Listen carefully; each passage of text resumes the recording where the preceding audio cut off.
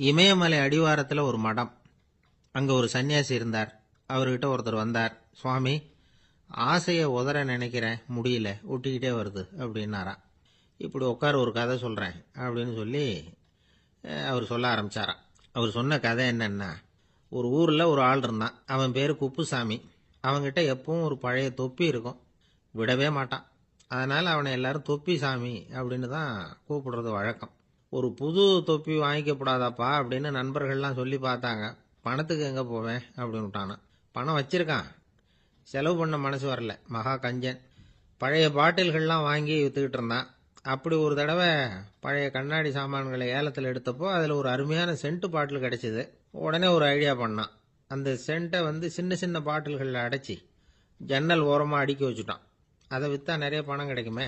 அதனால் இதுக்கு இடையில் ஒரு நாள் அவன் அப்படியே உட்காந்துருந்தான். அந்த நேரம் நண்பன் வந்தான். ஏண்டா, உன் பழைய தொப்பியை மாற்றப்படாதா? ஊரில் எல்லாரும் கேலி பேசுகிறாங்களே உன்னை தொப்பி சாமின்னு அப்படின்னு சொல்லி கேட்டிருக்கான்.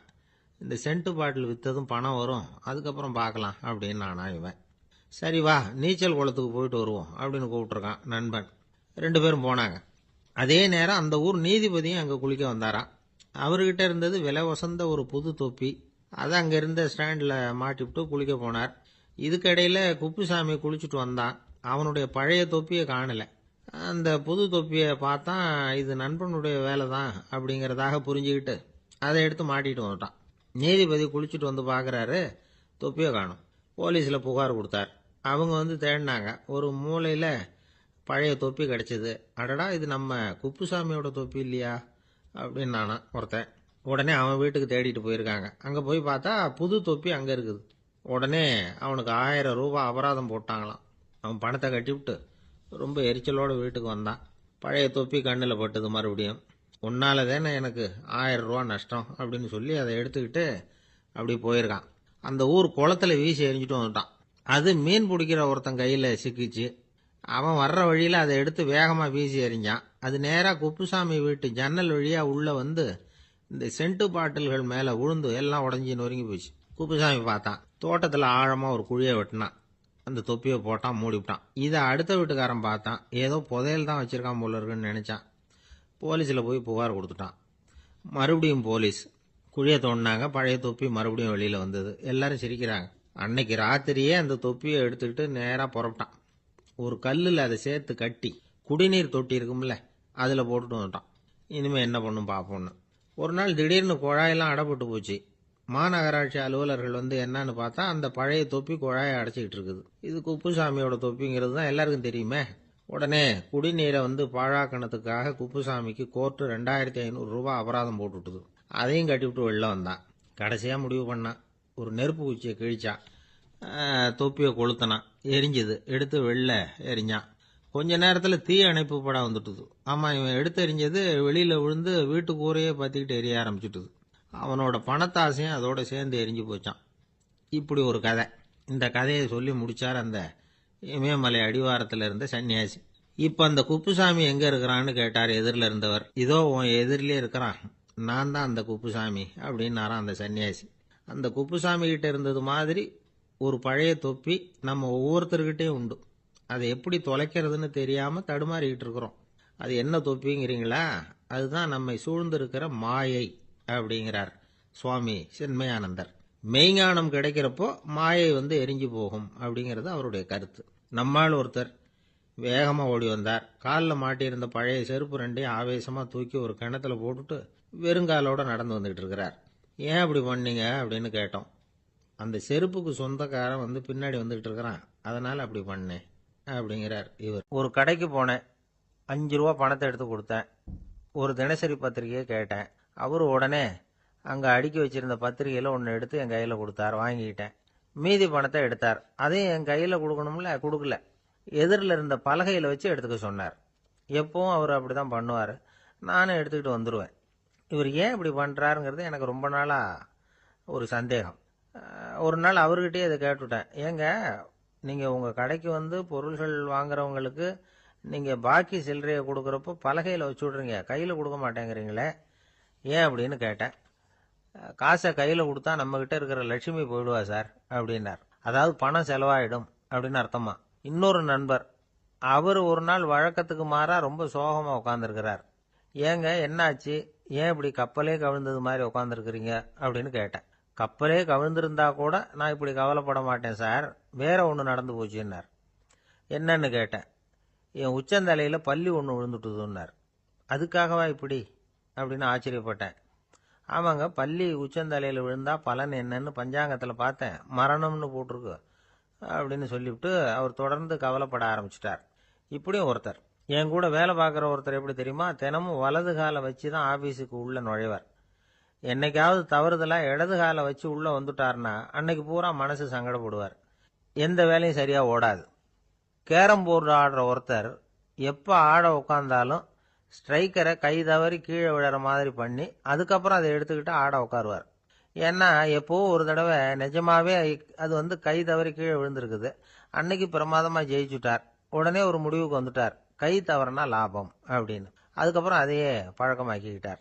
பூனை குறுக்க போனால் சகனம் சரியில்லைன்னு நினைக்கிறவங்க உண்டு. ஆனால் ஒருத்தர் எப்படி தெரியுமா, அவர் வெளியில் கிளம்புற சமயம் பக்கத்து வீட்டு ரேடியோவில் மியாவ் மியாவ் பூனை குட்டின்னு பாட்டு சத்தம் கேட்டால் கூட போதும், சகனம் சரியில்லைன்னு பிரயாணத்தை கேன்சல் பண்ணிவிடுவார். இப்போ இவ்வளவும் எதுக்கு சொல்கிறோம்னா, அளவுக்கு மீறின சகுன நம்பிக்கைகள் இருக்கு பாருங்க, இதோட பயமும் சேர்ந்துக்கிட்டதுன்னு வச்சுக்கோங்க, இது ஒருத்தருடைய மனநிலையை பாதிச்சிடும். இது உளவியல் நிபுணர்கள் சொல்கிற கருத்து. வாழ்க்கையே தடுமாற வச்சிரும். பாதுகாப்பு இல்லாத உணர்வு, ஒரு விதமான டிப்ரெஷன் மனநிலை, இதெல்லாம் தான் இதுக்கு காரணமாக அமையலாம். சில பேர் காய்கறி நறுக்க கத்திய கையில் எடுத்தால் கூட நேரம் சரியாக இருக்கா அப்படின்னு பார்த்துட்டு தான் வேலையை ஆரம்பிக்கிறது வழக்கம். அறிவு தான் மனசுக்கு வாத்தியாராக இருக்கணும், அப்போ தான் வாழ்க்கை நிம்மதியாக இருக்கும். அறிவு மனசு சொல்கிறபடியெல்லாம் கேட்க ஆரம்பிச்சுட்டுதுன்னா இடைஞ்சல் தான். ஒருத்தருக்கு 7ஆம் நம்பர் தான் ராசியான நம்பரான், 7ஆம் தேதி தான் எந்த காரியத்தையும் ஆரம்பிப்பாராம். 7 எழுத்து வர்றது மாதிரி பேரை மாற்றி வச்சுக்கிட்டார். 7 மணிக்கு தான் தினமும் எழுந்திருப்பார். 7ஆம் நம்பர் வீட்டில் தான் குடியிருக்கார். கல்யாணம் கூட 7ஆம் தேதி தான் பண்ணிக்கிட்டார். அவர் ஒரு நாள் குதிரை பந்தயத்துக்கு போனாராம். குதிரையோட பேரையெல்லாம் பார்த்தார். ஒரு குதிரையோட பேர் 7 எழுத்தில் அமைஞ்சிருந்தது. 7 தானே இவருக்கு அதிர்ஷ்ட நம்பர், அதனால் உடனே அது பேரில் பணத்தை கட்டினார். பந்தயம் நடந்தது. என்ன சார் ஆச்சுன்னு கேட்டாங்க. நான் பணம் கட்டின அந்த என்னோட குதிரை 7ஆவதா சேர்ந்தது சார் அப்படின்னாராம் சோகமா. ஒரு ஊரில் ஒரு இளைஞன் இருந்தான். ஒரு நாள் அவன் ஒரு குருவை தேடிக்கிட்டு புறப்பட்டான். ஊரை விட்டு வெளியில் போனான். போகிற வழியில் ஒரு காடு. அந்த காட்டில் ஒரு மரத்தடியில் ஒரு பெரியவர் உட்காந்துருக்கிறார். அமைதியாக மௌனமாக அவர் அமர்ந்திருக்கிறார். இந்த பெரியவரை விசாரிக்கலாம், குருவை தேடி கண்டுபிடிக்கிறதுக்கு இவர் ஏதாவது ஒரு வழி சொல்லி கொடுப்பார் அப்படின்னு நினச்சிக்கிட்டு அவர் நெருங்கினான். ஐயா, எனக்கு ஒரு குரு தேவை, எங்கே கிடைப்பார், அவரை எப்படி அடையாளம் கண்டுபிடிக்கிறது, அதை பற்றி ஏதாவது விவரம் சொன்னீங்கன்னா நான் கண்டுபிடிச்சிக்குவேன் அப்படின்ட்டுருக்கான். பெரியவர் நிமிர்ந்து பார்த்தார். தம்பி, அது ரொம்ப சுலபம். அவர் வயசானவராக இருப்பார், என்னை விட சுமார் 30 வயசு அதிகமாக இருக்கும். அவர் ஒரு மரத்தடியில் தான் உட்காந்துருப்பார் அப்படின்ட்டுருக்கான். சரிங்க பெரியவரே, அது என்ன மாதிரியான மரம், எப்படி இருக்கும் அப்படின்னு கேட்டிருக்கான். பெரியவர் அந்த விவரங்களையும் சொல்லியிருக்கிறாரு. அது மட்டும் இல்லை, சந்திக்கிற நாள், நேரம், வினாடி முதற்கொண்டு எல்லா விவரங்களையும் துல்லியமாக சொன்னாராம். இவ்வளவு விவரங்களை இவரால் எப்படி சொல்ல முடியுது அப்படின்னு இவனுக்கு ஆச்சரியம். இருந்தாலும் அந்த பெரியவர் கடைசியாக ஒரு விவரம் சொன்னார். அது என்ன தெரியுமா, எப்படியும் நீ அவரை சந்திக்கிறதுக்கு ஒரு 30 வருஷம் ஆகும் அப்படின்னு சொல்லிவிட்டாராம். ரொம்ப நன்றிங்க பெரியவரே அப்படின்னு சொல்லிவிட்டு அந்த இளைஞன் புறப்பட்டுருக்கான். இப்போ அவனுக்கு குரு பற்றின விவரம் எல்லாம் கிடைச்சிட்டுது, சந்திக்கிற நேரமும் தெரிஞ்சுட்டுது. ஆனால் 30 வருஷம் அவரை தேடி அலைய வேண்டியிருக்குமே. அவன் தேட ஆரம்பித்தான். காடு மலை எல்லாம் சுற்றி அலைஞ்சான். பல வருஷங்கள் தேடினான், அழுத்து போயிட்டான். கடைசியில் அவனுக்கும் வயசாயிட்டுது. கடைசியில் தன்னுடைய சொந்த ஊருக்கே திரும்பி போய்கிட்டு இருந்தான். அங்கே ஒரு மரத்தடியில் அவன் தேடிக்கிட்டு இருந்த குருநாதர் கிடைச்சார். யார் அவருன்னா, 30 வருஷத்துக்கு முன்னாடி வழி சொல்லி கொடுத்தாருல அதே பெரியவர். அவருக்கு இப்போ 30 வயசு அதிகமாக இருந்தது. அதே மரம், அன்னைக்கு பெரியவர் சொன்ன அடையாளம் இப்போ பொருத்தமாக இருந்தது. இப்போ அந்த பெரியவர் சொன்னார், சரியாக சேர்ந்துட்டேன், வா, உனக்காக தான் நான் இவ்வளவு காலமும் காத்துக்கிட்டு இருந்தேன் அப்படின்னாராம். என்ன சொல்கிறீங்கன்றிருக்கான். 30 வருஷத்துக்கு முன்னாடி என்கிட்ட வந்தியே, அப்போவே என் காலம் முடிஞ்சு போயிருந்தது. அப்போவே என்ன உனக்கு அடையாளம் தெரியல, அதனால் இவ்வளவு காலம் உனக்காக காத்துட்டு இருக்கும்படி ஆயிட்டுது அப்படின்னாராம். ஐயா, அப்போவே நீங்கள் சொல்லியிருக்கலாமே, இதுதான் 30 வருஷம் கழித்து நீ சந்திக்க போகிற இடம், நான் தான் உன்னுடைய குரு அப்படின்னு சொல்லியிருக்கலாமே அப்படின்ட்டுருக்கான். அந்த பெரியவர் சிரிச்சுக்கிட்டே இதுக்கு பதில் சொன்னாராம். நான் எவ்வளவோ விவரமாக தான் சொன்னேன், நீ சரியாக புரிஞ்சிக்கல. காரணம், அப்போ நீ போதுமான அளவுக்கு பக்குவம் பெற்றிருக்கவில்லை. அதனால புரியும் சக்தி இல்லாம போயிட்டுதப்போ 30 ஆண்டு காலம் நீ அலைஞ்சு தெரிஞ்சிருக்கிற. அது காரணமா இப்போ உனக்கு அந்த பக்குவம் வந்துட்டுது. அதனாலதான் அடையாளம் காண முடிஞ்சது. நானே உன்னுடைய குரு அப்படின்னாராம். இதுல இருந்து என்ன தெரியுதுன்னா, ஆன்மீகத்துல மாணவனாக சேர்றதுக்கு கூட ஒரு பக்குவத்தன்மை தேவைப்படுது.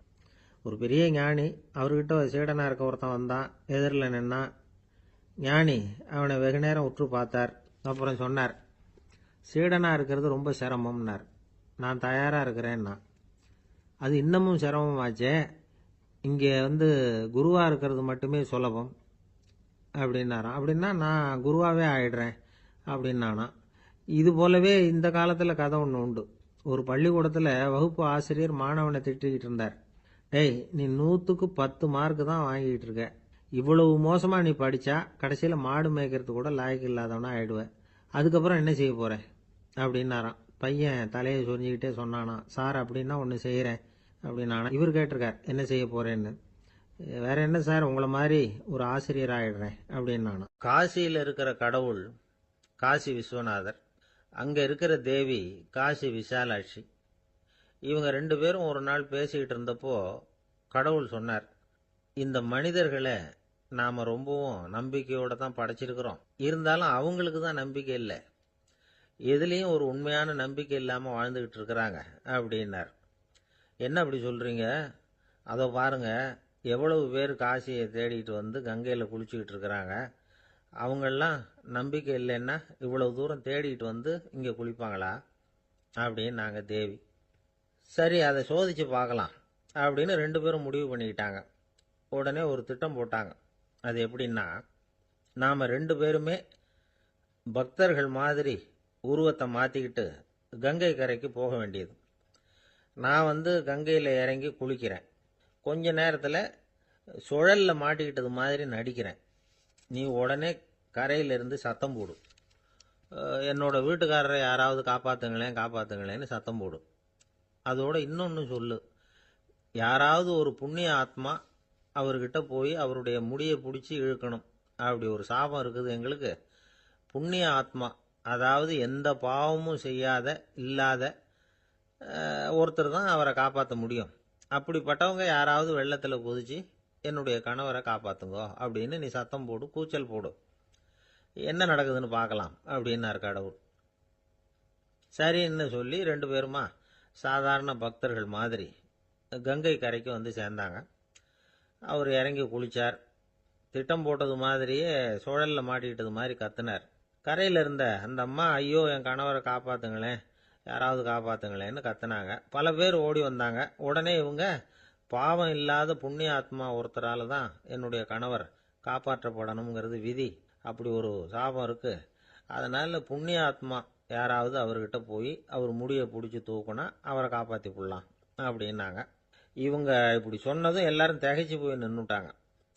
ஒவ்வொருத்தருக்கும் அவங்க செஞ்ச பாவம்லாம் ஒவ்வொன்றா ஞாபகத்துக்கு வர ஆரம்பிச்சுட்டுது. சரி, இதுக்கு நாம லாயக்கு இல்லை அப்படின்னு சொல்லி ஒதுங்கி போக ஆரம்பிச்சிட்டாங்க எல்லாம். இந்த சமயத்தில் யாரோ ஒருத்தர் வேகமாக ஓடி வந்தார்.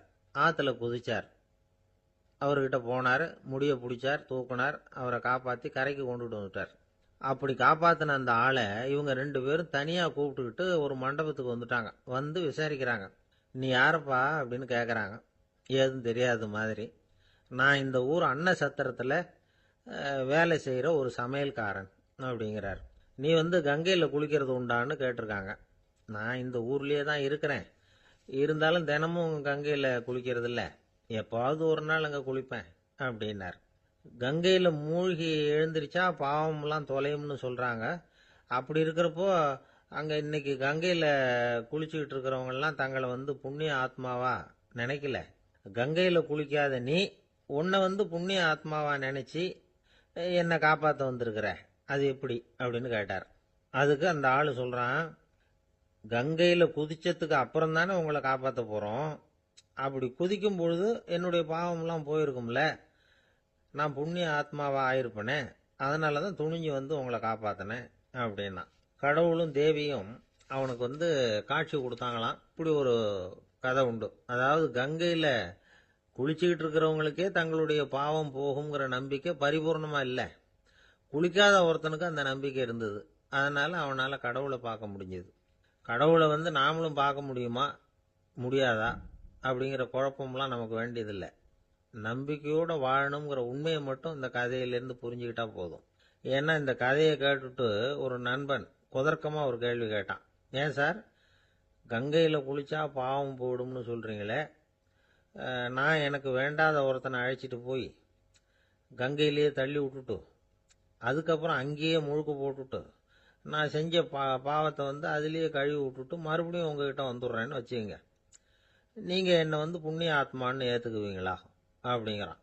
ஆள் கொஞ்சம் ஆசைந்தான், நம்மளே அங்கே அழைச்சிட்டு போனாலும் போயிடுவான். உலகத்தில் எது எதுக்கும் ஆராய்ச்சி கூடங்கள் இருக்குதுல்ல, அது மாதிரி தூக்கத்தை பற்றி ஆராய்ச்சி பண்ணுறதுக்கு ஒரு ஆராய்ச்சி கூடம் இருக்குது. அப்படி ஆராய்ச்சி பண்ணணும்னா அதுக்கு மூழ்கிக்கிட்டு இருக்கணும்ல. அதனால தான் அந்த ஆராய்ச்சி கூடம் இங்கே இல்லை. அமெரிக்காவில் பாஸ்டன் பல்கலைக்கழக மருத்துவமனையில் அது இருக்குது. அங்கே தூக்கத்தை பற்றி பலவிதமான ஆராய்ச்சிகள் பண்ணிகிட்டு இருக்கிறாங்க. அந்த ஆராய்ச்சி கூடத்தில் இயக்குனராக இருக்கிற ஒரு நிபுணர், அவர் என்ன சொல்கிறார் தெரியுமா? உங்களுக்கு தூக்கம் வரலையா, நீங்கள் நல்லா தூங்குறதுக்கு தாராளமாக சில யோசனைகளை என்னால் சொல்ல முடியும் அப்படிங்கிறார். யோசனை தானே, காசா பணமாக கேட்டு வச்சுக்கலாமே. உணவு, மனநிலை, தூங்கும் இடத்தோட சூழ்நிலை, படுக்கைக்கு செல்றப்போ உள்ள பழக்க வழக்கங்கள், இது காரணமாக ஒருத்தருக்கு தூக்கம் வராமல் போகலாம். தூக்கம் வராததுக்கு இதுதான் காரணம்னா அதையெல்லாம் சுலபமாக கட்டுப்படுத்தலாங்கிறார் அவர். தூக்கத்தை வரவழைக்கக்கூடிய ஒரு நல்ல மருந்து உடற்பயிற்சி. ஆனால் ஒன்று, படுக்க போகிற நேரத்தில் இது மாதிரி உடற்பயிற்சிகள் எல்லாம் செய்யக்கூடாது. கொஞ்சம் முன்னாடி பகல்லையே இந்த பயிற்சிகளை செய்கிறது நல்லது. தூக்கம் வராமல் அவதிப்படுறவங்க பிற்பகல் நேரங்களில் காஃபி, டீ இது மாதிரி பானங்களை சாப்பிடக்கூடாது. மது அருந்துறது கூட தூக்கத்தை பாதிக்கும். வெது வெதுப்பான நீரில் குளிக்கிறது, தியானத்தில் ஈடுபடுறது, ஓய்வாக இருக்கிறது, படுக்கிறது, அதாவது படுக்கிறதுக்கு முன்னாடி ஒரு குவளை பால் சாப்பிட்றது, இதெல்லாம் தூக்கத்தை வரவழைக்கிறது ரொம்ப உதவியாக இருக்கும். இன்னொரு விஷயம் என்னென்னா, தூங்கி ஆகணுமேங்கிற கவலை வேண்டியதில்லை. அப்படி நினச்சி கவலைப்படுறதை விட்டுடணும். தூக்கம் வரலையா, உடனே படுக்கையை விட்டு எழுந்திருக்க வேண்டியது.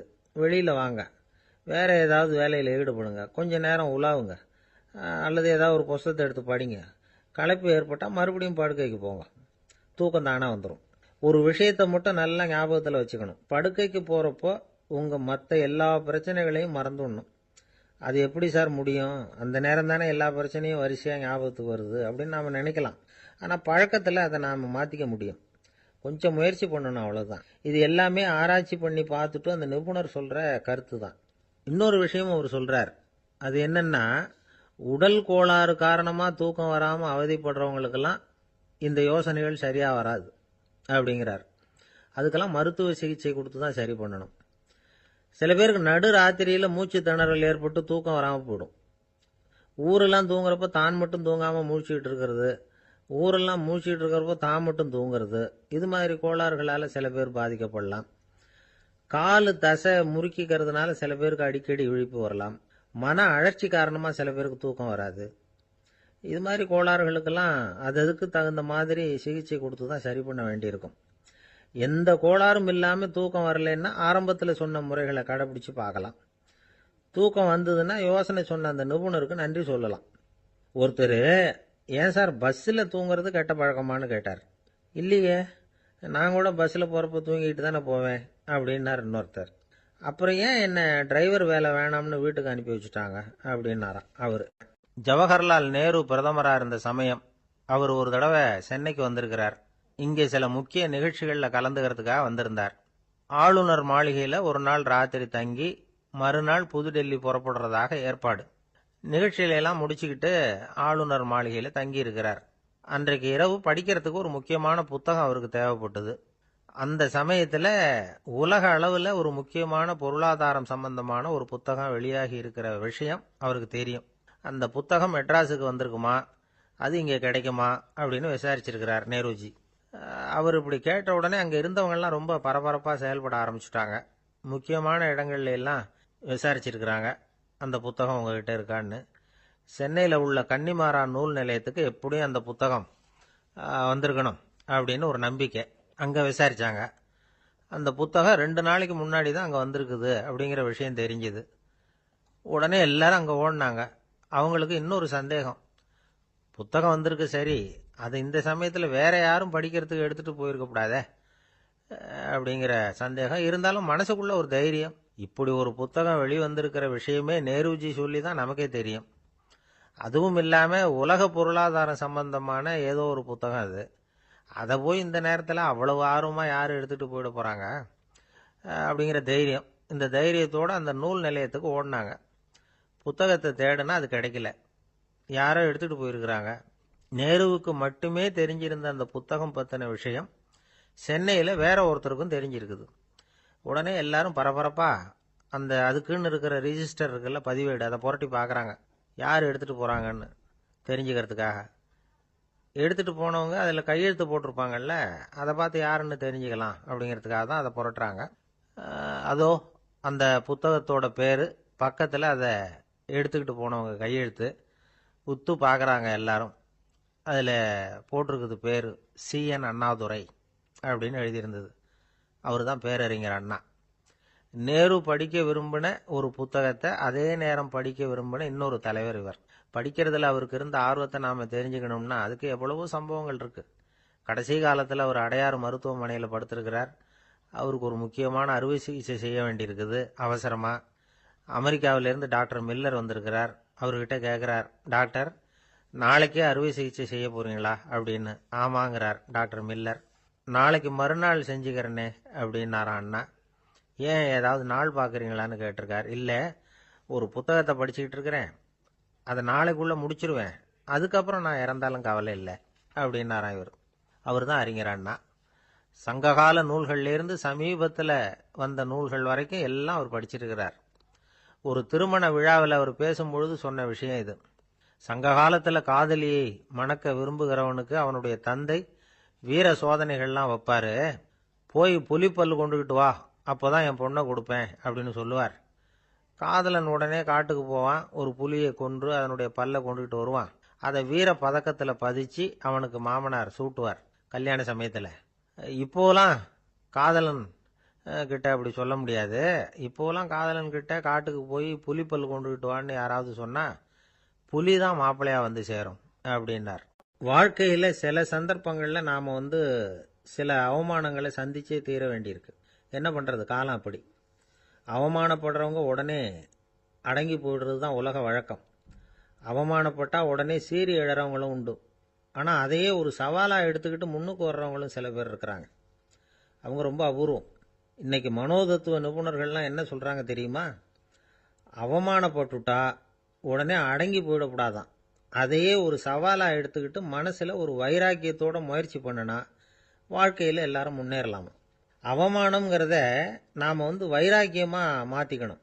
அதுதான் வெற்றிக்கு வழி. ராமர் இந்த பூமியில் பிறந்ததே ஒரு வைராக்கியத்தினால தான் சார் அப்படின்னார் ஒருத்தர். எப்படிங்க அது அப்படின்னு கேட்டேன்.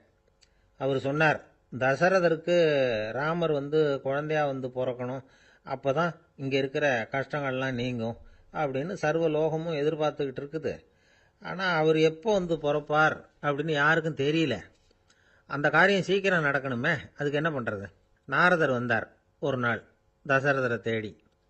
தசரதா, உனக்கு ஒரு செய்தி தெரியுமான்னு ஆரம்பித்தார். அவர் எப்பவும் இப்படித்தானே ஆரம்பிக்கிறது வழக்கம். என்ன விஷயம்னு கேட்டார் தசரதர்.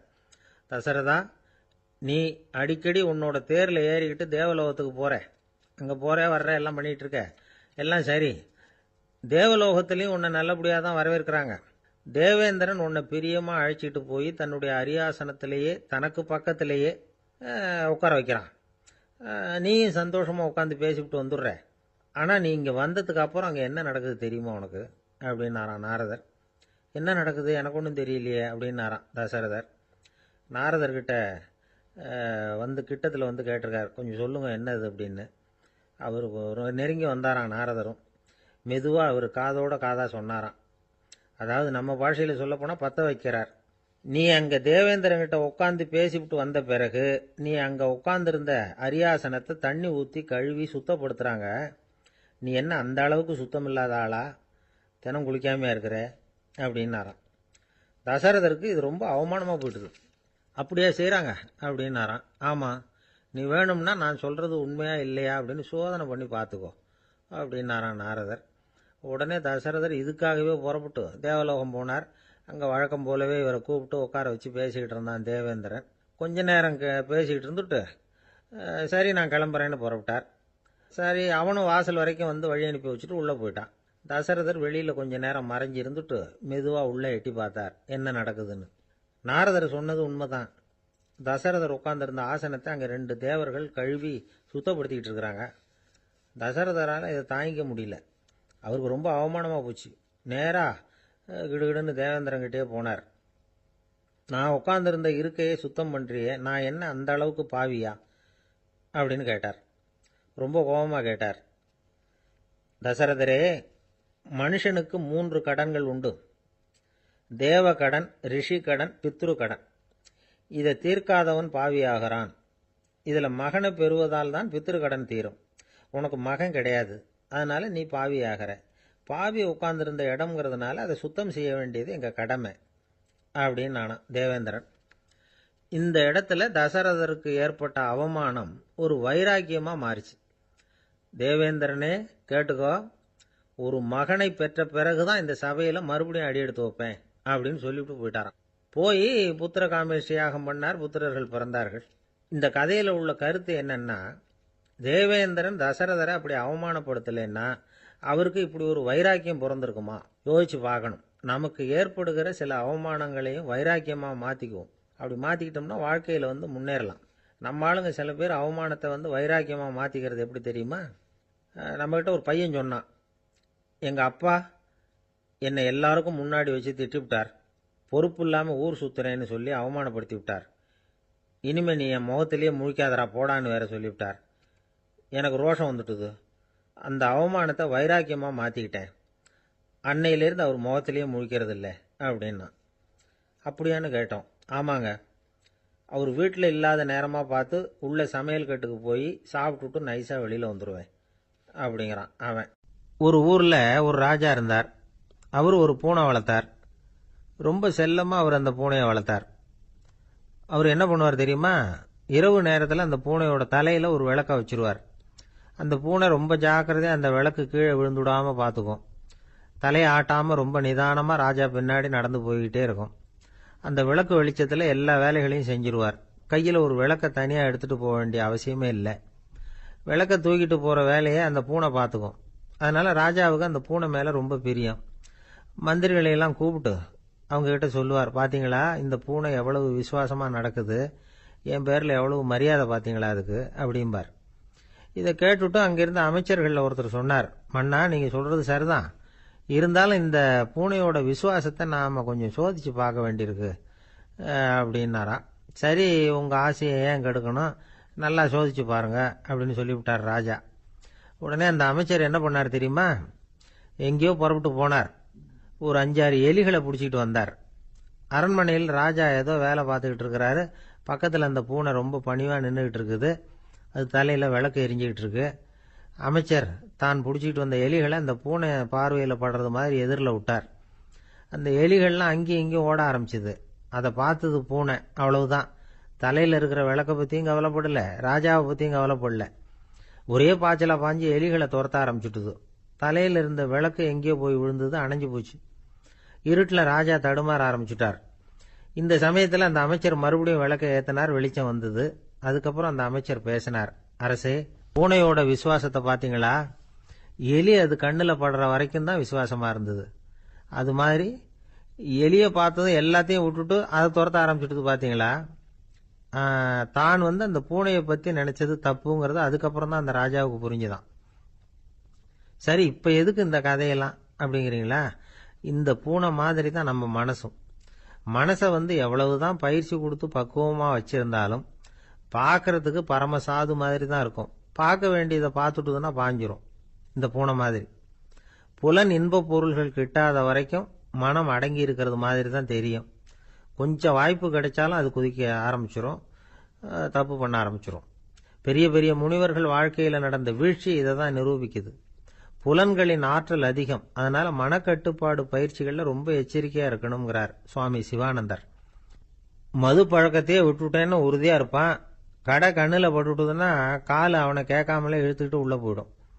இதுதான் மனசுங்கிறது. அதுதான் அந்த ராஜா வளர்த்த பூனை. நம்மால் ஒருத்தன் அந்த ராஜா பூனை தலையில விளக்க வச்சது மாதிரி இவன் தன்னுடைய தலையிலேயே ஒரு விளக்க ஏற்றி வச்சுக்கிட்டு என்னத்தையும் தேட ஆரம்பிச்சான்.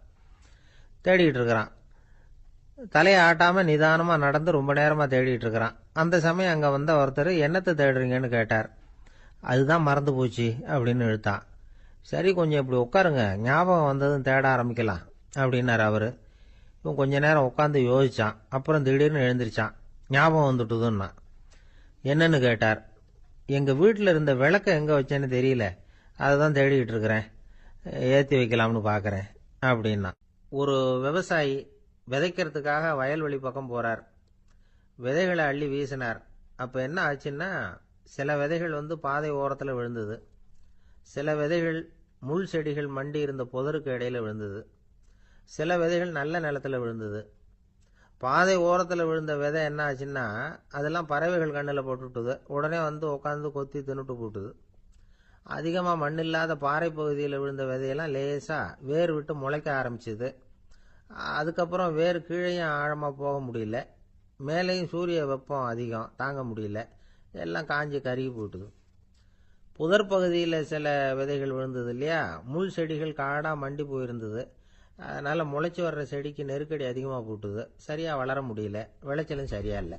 நல்ல நிலத்தில் விழுந்த விதைகள் மட்டும் நல்லா முளைச்சிது, நல்லா வளர்ந்தது, விளைச்சலும் பிரமாதமாக இருந்தது. இந்த கதையை சொல்லிவிட்டு கேட்க செவியுள்ளோர் கேட்கட்டும் அப்படிங்கிறார் இயேசு பெருமான். ஆமாம், இயேசு கடலில் நின்ற படகு ஒன்றில் உட்காந்துருக்கிறார். கடற்கரையில் ஏராளமான மக்கள் உட்காந்துருக்கிறாங்க. அந்த சமயத்தில் தான் இயேசு ஓமைகள் மூலமாக மக்களுக்கு பல உண்மைகளை சொல்லிகிட்டு இருக்கிறார். மக்கள் அந்த கதையை கேட்டுட்டு ஒன்றும் புரியாமல் முழிக்கிறாங்க. அதை கவனித்த இயேசு அந்த ஓமையை விளக்க ஆரம்பித்தார். இதில் அந்த விதைக்கிறவர் தான் இறைவன். அவருடைய வார்த்தைகளை விதைக்கிறார். அந்த வார்த்தைகளை கேட்கிற மக்கள் அந்த விழுந்த விதைகள் மாதிரி 4 வகையானவர்கள்.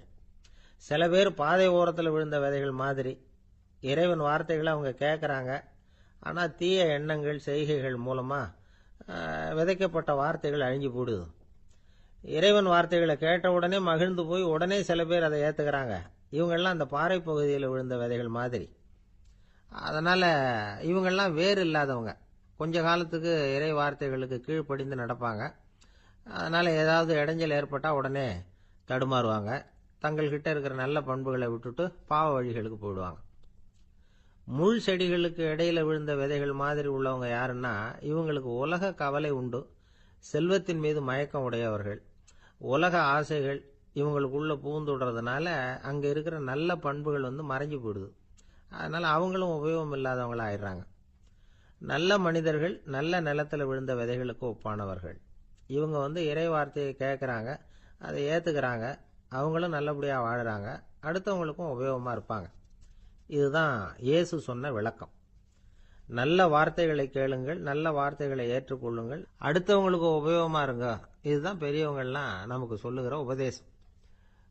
ஒரு அப்பா தன்னுடைய மகனுக்கு உபதேசம் பண்ணார். இதை பாருப்பா, நல்ல வார்த்தைகளை கேட்கணும், எப்போதுமே மகன் அப்பா பேச்சை கேட்கறது நல்லது அப்படின்னாராம். நீ ஏதாவது ஒரு தப்பு பண்ணா என் தலையில ஒரு முடி நரைச்சி வெள்ளையா போடும்பா, நீ செய்யற ஒவ்வொரு தப்புக்கும் என் தலையில ஒவ்வொரு முடி வெள்ளையாயிடும் அப்படின்னாராம்.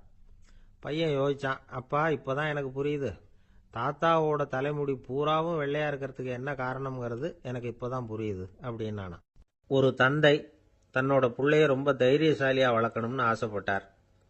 அதுக்காக அவனை கூப்பிட்டு உட்கார வச்சு இப்படி உபதேசம் பண்ணார். இதை பாருப்பா, நான் உன்னாட்டம் இருக்கிறப்போலாம் எதுக்கும் பயப்பட மாட்டேன், ரொம்ப துணிச்சலா இருப்பேன். ஒரு நாள் ஒரு அப்பாவி எலிய ஒரு பூனை துரத்திட்டு ஓடிச்சு. நான் உடனே என்ன செஞ்சேன் தெரியுமா? அந்த பூனையை பிடிச்சேன், அது வாலில் ஒரு பட்டாசு சரத்தை கட்டினேன், கொளுத்தி விட்டேன், படபடன்னு வெடிக்க ஆரம்பிச்சுட்டுது. அது துள்ளிக்கிட்டு அங்கேயும் இங்கேயும் ஓடி இருக்கு பாரு ஓட்டம், ரொம்ப தமாஷு அப்படின்னார் அப்பா. இப்படி சொல்லிவிட்டு பையனை பார்த்து, இதை கேட்கறதுக்கு உனக்கும் துணிச்சல் வருதா, நான் என்னுடைய செயலை நீ கேட்குறப்போ உனக்கு துணிச்சல் வருதா அப்படின்னு கேட்டார். வருதுன்னா பையன்.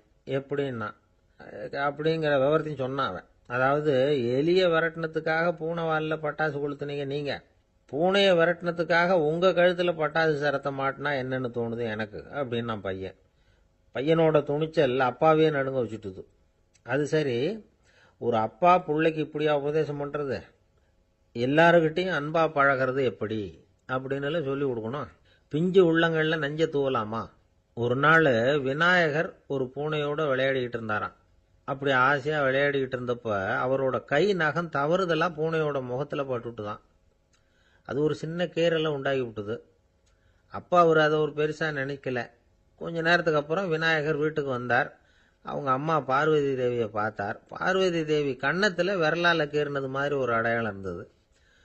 விநாயகருக்கு அதிர்ச்சி, ஆச்சரியம். நம்ம அம்மா இந்த உலகத்துக்கே தாயார்.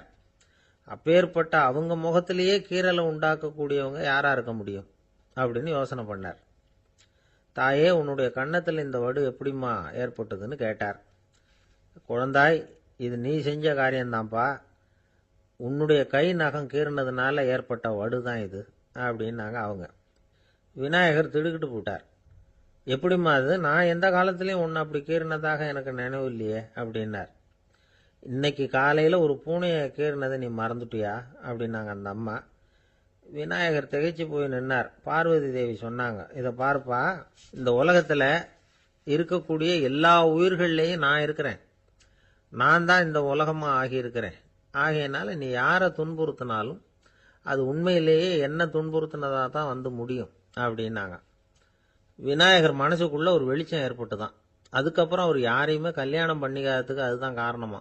இந்த உலகத்தில் எல்லாரையும், இங்கே இருக்கிற எல்லாத்தையும் தாயின் வடிவமாக அவர் பார்க்க ஆரம்பிச்சிட்டாராம். குருதேவர் ராமகிருஷ்ணர் இந்த கதையை எடுத்து சொல்லியிருக்கிறார். நபிகள் நாயகம் ஒரு தடவை ஒரு நாற்காலியில் உட்காந்து என்னமோ யோசனை பண்ணிட்டு இருந்திருக்கிறார். அப்போ அவரோட உடையில ஒரு கீழ்ப்பகுதி தரையில் படிஞ்சு கிடந்திருக்குது. அங்கே விளையாடிக்கிட்டு இருந்த ஒரு பூனை அது மேலே வந்து படுத்து தூங்கி போச்சு. தொழுகை செய்ய வேண்டிய நேரம் வந்துட்டது. நபிகள் நாயகம் எழுந்திருக்க பார்த்தார். அப்போதான் பூனை தன்னோட உடை மேலே படுத்து தூங்கிட்டு இருக்கிறது கண்ணில் படுது. பூனையோட தூக்கத்தை கலைக்க விரும்பல அவர். தன்னுடைய சகோதரியை கூப்பிட்டார். ஒரு கத்திரிக்கோல் எடுத்துட்டு வர சொன்னார். பூனை படுத்திருந்த உடை பகுதி மட்டும் இருக்குல்ல, அதை மட்டும் அதோட கத்திரிச்சு விட்டுட்டு அதுக்கப்புறம் அவர் எழுந்திரிச்சு தொழுகைக்கு போனாராம். அதாவது பிற உயிர்கள்கிட்ட எப்படி அன்பு காட்டணுங்கிறத பெரியவங்க எவ்வளவோ விதத்தில் நமக்கு எடுத்து காட்டியிருக்கிறாங்க. இருந்தாலும் எத்தனை பேர் மனசில் அதெல்லாம் உரைச்சிருக்குது.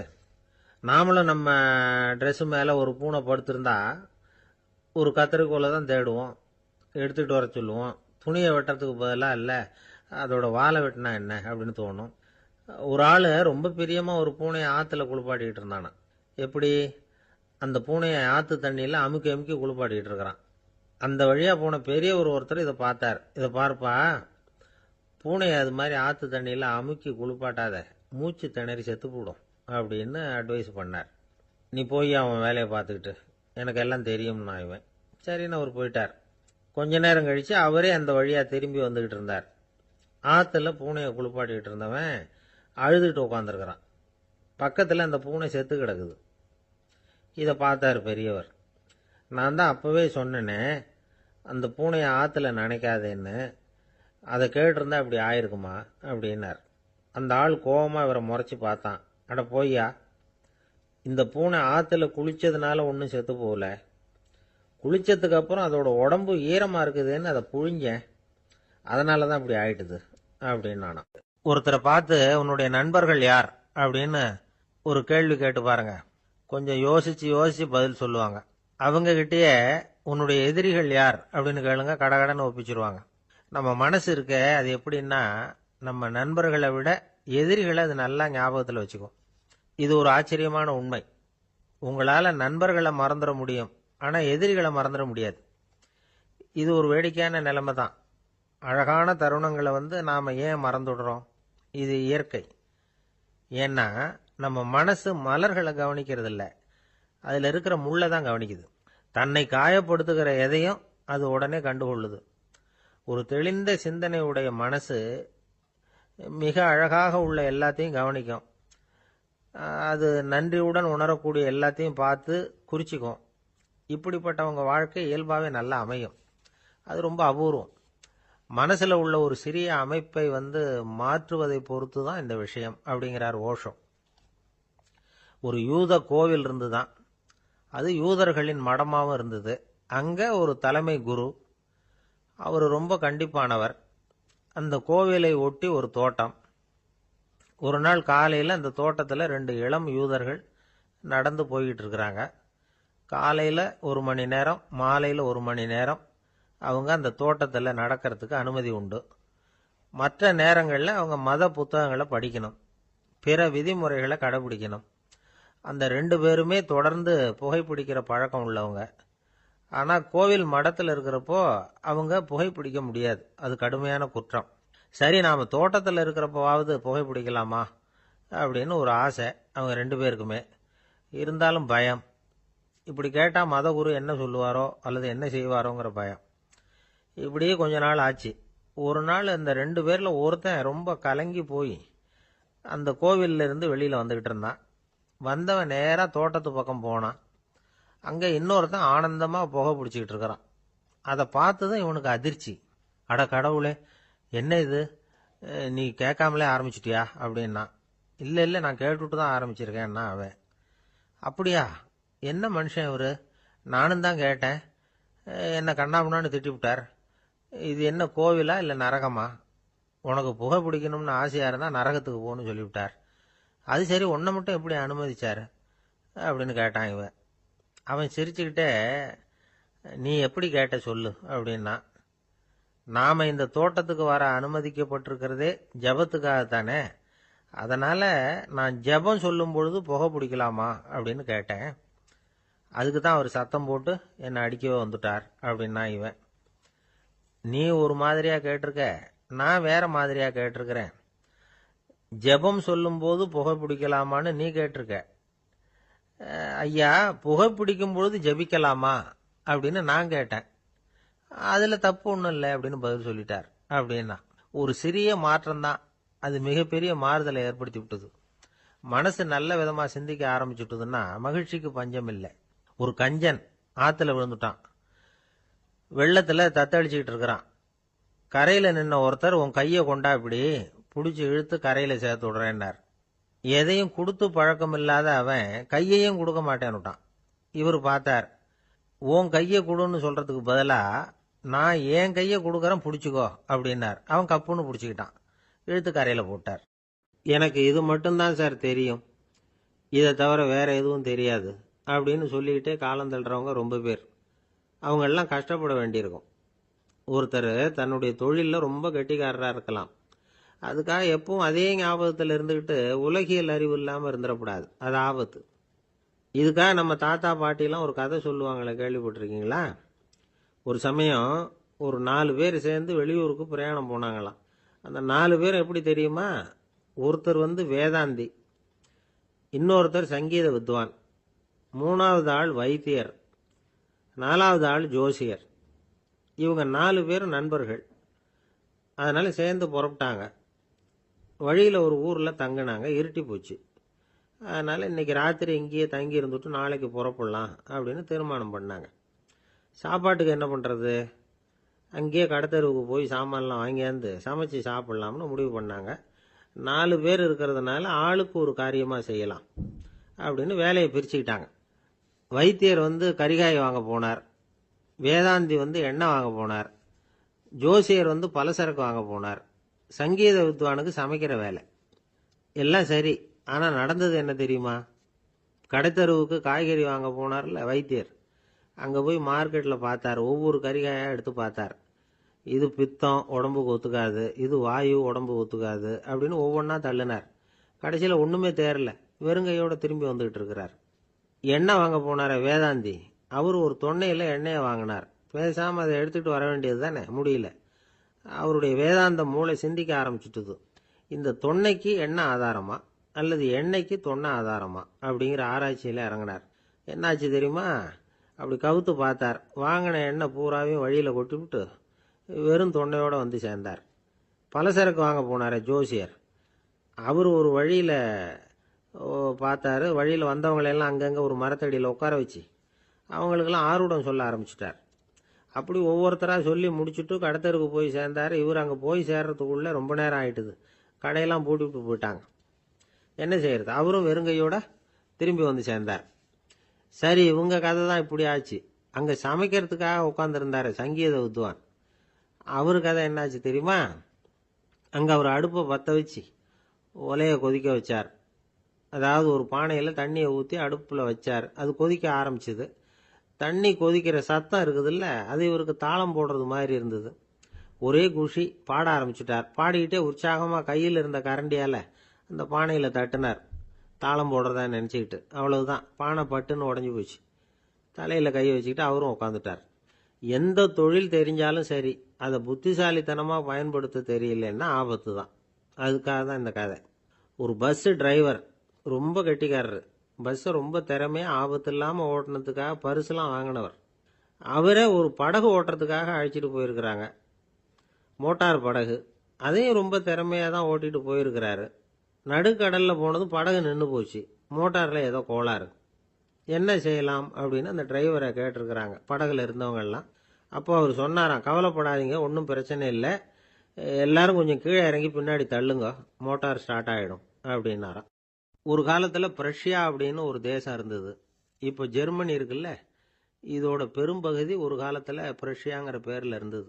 அப்போ அதுக்கு அரசராக இருந்தவர் மகா ஃப்ரெடரிக், அதாவது ஃப்ரெடரிக் தி கிரேட் அப்படின்னு சொல்லுவாங்க. அந்த ராஜாவுக்கு ஒரு சந்தேகம், நாம் பல வகையான வரிகளை விதித்து வசூல் பண்ணுறோம், அப்படி பண்ணி வருமானம் குறைஞ்சிக்கிட்டே போகுதே, இதுக்கு என்ன காரணமாக இருக்கும்? இதுதான் அவருக்கு ஏற்பட்ட சந்தேகம். ஒரு சமயம் அந்த அரசர் தம்முடைய அமைச்சர்களையும் பிரபுக்களையும் தளபதிகளையும் கூப்பிட்டு ஒரு விருந்து வச்சார். விருந்து முடிஞ்சதும் அவங்கள பார்த்து இந்த சந்தேகத்தை கேட்டார். வரிகள் அதிகமாக விதித்து வருமானம் குறையறதுக்கு என்ன காரணம் அப்படின்னு கேட்டார். பல பேருக்கு இதுக்கு சரியாக பதில் சொல்ல தெரியல. அனுபவசாலியான ஒரு தளபதி எழுந்திருச்சார். அரசே, அது எப்படிங்கிறத இப்போ உங்களுக்கு காட்டுறேன்னார். உடனே ஒரு பெரிய பனிக்கட்டி ஒன்றை தன்னுடைய கையில் எடுத்தார். அதை அப்படியும் எப்படியும் திருப்பி பார்த்தார். அப்புறம் அடுத்தவர்கிட்ட கொடுத்தார். அவரும் அதை அப்படியும் இப்படியும் திருப்பி பார்த்துட்டு அடுத்தபடியாக இருந்தவர்கிட்ட கொடுத்தார். இப்படியே இதை ஒவ்வொருத்தரா பார்த்துட்டு ஒவ்வொரு கையா மாறி கடைசியில் மன்னர் கைக்கு போய் சேர்ந்தது. மன்னர் கைக்கு அந்த பனிக்கட்டி போய் சேர்ந்தப்போ அது கொஞ்சம் கொஞ்சமாக உருகி ஒரு பட்டாணி கடலை சைஸுக்கு ஆயிட்டுது. மன்னர் யோசனை பண்ணார், வரி அதிகமாக போட்டாலும் வந்து சேர்றது குறைவாக இருக்கிறதுக்கு என்ன காரணம் அப்படிங்கிறது அவருக்கு புரிஞ்சு போச்சு. காலம்தான் மாறிட்டு இருக்கே தவிர இந்த கையூட்டு வாங்குற பழக்கம் மாறினதாக தெரியல. இன்னொரு ராஜா இருந்தார். அவர் தன்னுடைய ராஜாங்கத்தில் லஞ்ச ஊழலே சுத்தமாக இருக்கக்கூடாது அப்படின்னு நினைச்சார். அவர்கிட்ட பல்வேறு துறைகளுக்கும் பொறுப்பாக இருந்த பல பேரும் ரொம்ப சுத்தமாகவும் நேர்மையாகவும் இருந்தாங்க. ஒரே ஒருத்தர் மட்டும் எல்லார்கிட்டையும் லஞ்சம் வாங்கிட்டே இருந்தார். அவரை வேற வேற துறைகளுக்கு மாற்றி பார்த்தாரு. அந்த ராஜா என்னென்னமோ பண்ணி பார்க்குறாரு. எந்த வேலையை கொடுத்தாலும் அதுலேயும் லஞ்சம் வாங்கிறதுக்கு ஒரு வழியை உண்டு பண்ணிக்குவார் அந்த ஆள்.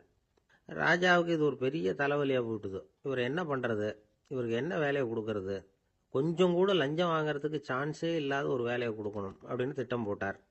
ஒரு நாள் அவருக்கு அந்த உத்தரவும் போட்டுட்டார். அதாவது அவருக்கு என்ன வேலைன்னா, கடற்கரையில் தான் அவருக்கு ஆஃபீஸ். அங்கேயே இருந்துக்க வேண்டியது. தினமும் எத்தனை கடல் அலை கரையில் வந்து மோதுது அப்படிங்கிறத கணக்கெடுத்து ராஜாவுக்கு தெரிவிக்க வேண்டியது. இதுதான் அவருக்கு வேலை. பேசாமல் அலையை எண்ணிட்டு உட்காந்துருக்கட்டும், அப்போவாவது அவர் லஞ்சம் வாங்குற சந்தர்ப்பம் இல்லாமல் போயிடும் அவருக்கு அப்படின்னு நினைச்சார் ராஜா. இந்த ஆள் கடற்கரைக்கு போய் டியூட்டியில் ஜாயின் பண்ணிட்டார். ஒரே மாசத்துல அங்கே சொந்தமாக ஒரு பிரம்மாண்டமான மாளிகை கட்டி விட்டாரு. ராஜாவுக்கு இது பெரிய ஆச்சரியமாக போச்சு. அலையை என்ற வேலையில் அந்த ஆள் எப்படி பணம் சம்பாதிச்சார் அப்படின்னு விசாரித்து பார்த்தார் அக்கம் பக்கத்தில். அந்த ஆள் என்ன பண்ணியிருக்கிறாருன்னா, கடற்கரையில் போய் பொறுப்பை ஏற்றுக்கிட்ட உடனே அங்கே இருந்த மீனவர்கள்கிட்ட எல்லாம் இந்த கரையில் வந்து ஒரு நாளில் வந்து மோதுற அலைகள் எத்தனை அப்படின்னு கேட்டிருக்காரு. அது எப்படிங்க தெரியும்னு இருக்காங்க அவங்க. தினமும் அந்த எண்ணிக்கை தெரியணும். நம்ம ராஜாவுக்கு தினமும் அறிக்கை அனுப்பணும், டெய்லி ரிப்போர்ட்டு. தவறுனா நீங்கள் இந்த கடலில் போய் மீன் பிடிக்கிறதுக்கு ராஜாவோட அனுமதி கிடைக்காது அப்படின்ட்டுருக்காரு. உடனே மீனவர்களும் பயந்து போட்டாங்க. கடலுக்கு போகிறதுக்கு அனுமதி இல்லைன்னா பட்டினி கிடக்கிறது மாதிரி ஆகிடுமே. மெதுவாக அந்த ஆளுகிட்ட போனாங்க. காதோட காதாக சொன்னாங்க, ஐயா, எங்களால் வந்து கடல் அலையை வந்து எண்ண முடியாது. தினமும் எங்களால் முடிஞ்சதை உங்களுக்கு பணமாக கொடுத்துட்றோம். நீங்கள் தான் ராஜா கிட்ட சிபாரிசு பண்ணி நாங்கள் தொடர்ந்து மீன் பிடிக்கிறதுக்கு அனுமதி வாங்கி கொடுக்கணும் அப்படின்னு வேண்டிக்கிட்டாங்க. பணம் தினமும் வந்து சேர ஆரம்பிச்சுட்டுது. பதவியில் மற்ற பதவியோட இந்த பதவி எவ்வளவோ மேல் அப்படின்னு நினச்சிட்டோம் அந்த ஆள். அது மட்டும் இல்லை, தயவு பண்ணி என்னை இந்த இடத்த விட்டு மாற்றி விடாதீங்க சார் அப்படின்னு வேற கேட்க ஆரம்பிச்சிட்டானா. ஊரில் ஒரு சிற்பி இருந்தார். சிற்பின்னா அவர் ரொம்ப திறமை உள்ளவர். அதாவது எங்கேயாவது ஒரு கல் கிடந்தா போதும், அதை அப்படியே எடுத்துட்டு வருவார். கொஞ்ச நாள் கழிச்சு அவர் இடத்துக்கு போய் பார்த்தா அழகா ஒரு சிற்பம் உட்காந்துருக்கும். இந்த கல்லா கிடந்தது சிற்பமா மாறி இருக்கும். அந்த அளவுக்கு பண்ணிவிடுவார் அப்பேற்பட்ட சிற்பி. எப்படிங்க அவ்வளவு மோசமான ஒரு கல்லுல இருந்து இவ்வளவு அழகா ஒரு சிற்பத்தை உங்களால வடிக்க முடிஞ்சது அப்படின்னு கேட்டா, அது ஒன்றும் பெரிய விஷயம் இல்லைங்க. இந்த சிற்பம் ஏற்கனவே அந்த கல்லுக்குள்ள இருந்தது. இதை சுத்தி இருக்கிற வேண்டாத பகுதிகளை எல்லாம் உளியால கொத்தி எடுத்துவிட்டேன், அவ்வளவுதான் என் வேலை. உடனே உள்ள இருந்த இது வெளியில வந்துட்டுது அப்படிம்பார். அந்த அளவுக்கு திறமைசாலி. ஒரு சின்ன பாறை இல்லைன்னா கருங்கல்ல பார்த்துட்டாருன்னா போறோம், விடமாட்டார். அந்த கல்லோட அமைப்பை கவனிச்சு பார்த்துட்டு இதுக்குள்ள ஒரு வீரன் ஒளிஞ்சிருக்காம்பார். அவர் கண்ணுக்கு அதுக்கு தெரியும். இந்த கல்லுக்குள்ள ஒரு துறவி உட்கார்ந்துருக்காரும்பார். நமக்கெல்லாம் வெறும் கல்லாதான் தெரியும். இந்த கல்லுக்குள்ள ஒரு நடன மங்கை நடனம் ஆடிக்கிட்டு இருக்கா அப்படிம்பார். உடனே அந்த கல்லை கொண்டுகிட்டு வருவார். அவர் சொன்னது மாதிரியே உள்ள இருக்கிற அவங்களையெல்லாம் வெளியில கொண்டுட்டு வந்துருவார். அதாவது வேண்டாத பகுதிகளெல்லாம் கொத்தி எடுத்துருவார். அவர் மொழியில சொல்ல போனா, இந்த சிற்பிக்கு ரொம்ப நாளா மனசுக்குள்ள ஒரு ஆசை. அதாவது உண்மை, தூய்மை, இதுக்கு உதாரணமா இருக்கக்கூடிய புத்தர் சிலைய வடிக்கணும் அப்படிங்கிறது அவரோட ஆசை. ஆனா அந்த ஆசை நிறைவேறாமலே இருந்துகிட்டு வந்தது. அதுக்கு என்ன காரணம்னா, அதுக்கு தகுந்த மாதிரி ஒரு கல்லு கிடைக்கல. கல்லு கிடைச்சா அதை செஞ்சிருவாரு. ரொம்ப காலமா அங்கங்க தேடி அலைஞ்சார். இந்த புத்தர் சிலை வடிக்கிறதுக்கு பொருத்தமா ஒரு கல்லு கிடைக்குமா அப்படின்னு சொல்லி கண்ணுல படுற கல்லையெல்லாம் உத்து உத்து பார்ப்பார். உள்ள புத்தர் இருக்காரான்னு கவனிப்பார். இருக்கிற மாதிரி எதுவும் தெரியல அவர் கண்ணுக்கு. சரி, இதுக்கு என்ன செய்யலாம்னு யோசனை பண்ணார். நேரா ஒரு புத்த மடாலயத்துக்கு போனார். அங்க இருக்கிற ஒரு புத்த துறவியை சந்திச்சார். அவர்கிட்ட விசாரிச்சார், சுவாமி, புத்தரின் தூய்மை ஒளிஞ்சிருக்கிற அந்த கல் எங்க கிடைக்கும் அப்படின்னார். அந்த கல் இருக்கிற இடம் எதுன்னு இன்னமும் உங்களுக்கு தெரியலையா அப்படின்னு கேட்டார் துறவி. இல்லைங்க, அதுக்காகத்தான் அலைஞ்சிட்டு இருக்கிறேன் அப்படின்னாரு இவரு. சரி, கவலைப்படாதீங்க, ஏன் கூட வாங்க காட்டுறேன் அப்படின்னு அழைச்சிட்டு போனார். எங்க போனார்னா, அந்த மடாலயத்தின் பின்பக்கம் போனாங்க. 2 பேரும் போனாங்க. அங்க போய் பார்த்தா அங்க ஒரு கிணறு இருந்தது. என்ன அது, நாம கேட்டது கல்லு, இவர் அழைச்சிட்டு வந்து காட்டுறது கிணறு அப்படின்னு இவருக்கு சந்தேகம். ஒரு மாதிரியா பார்த்தார்.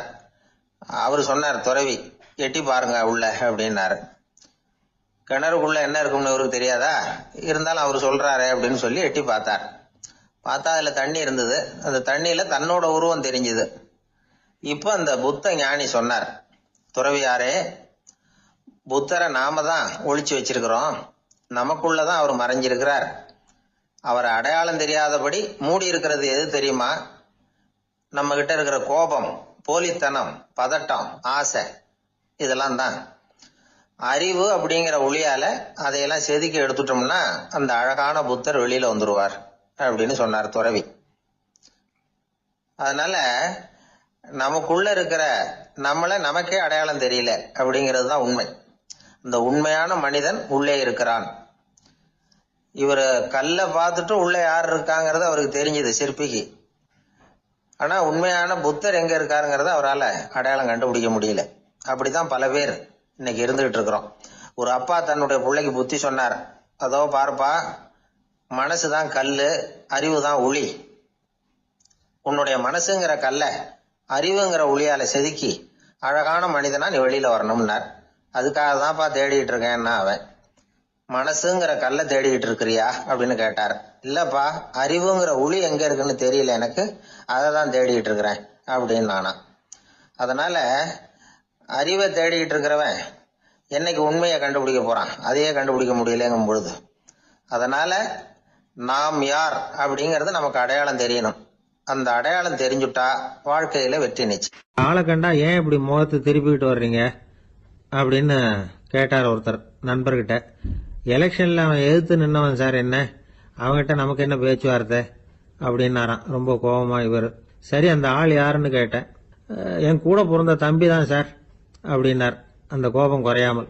அதாவது நம்ம ஊர் நிலவரம் இப்படி. அதாவது அண்ணனும் தம்பியும் எதிர்த்து நிற்பாங்க தேர்தலில், ஒருத்தர் கண்டா பேசிக்கிறது இல்லை.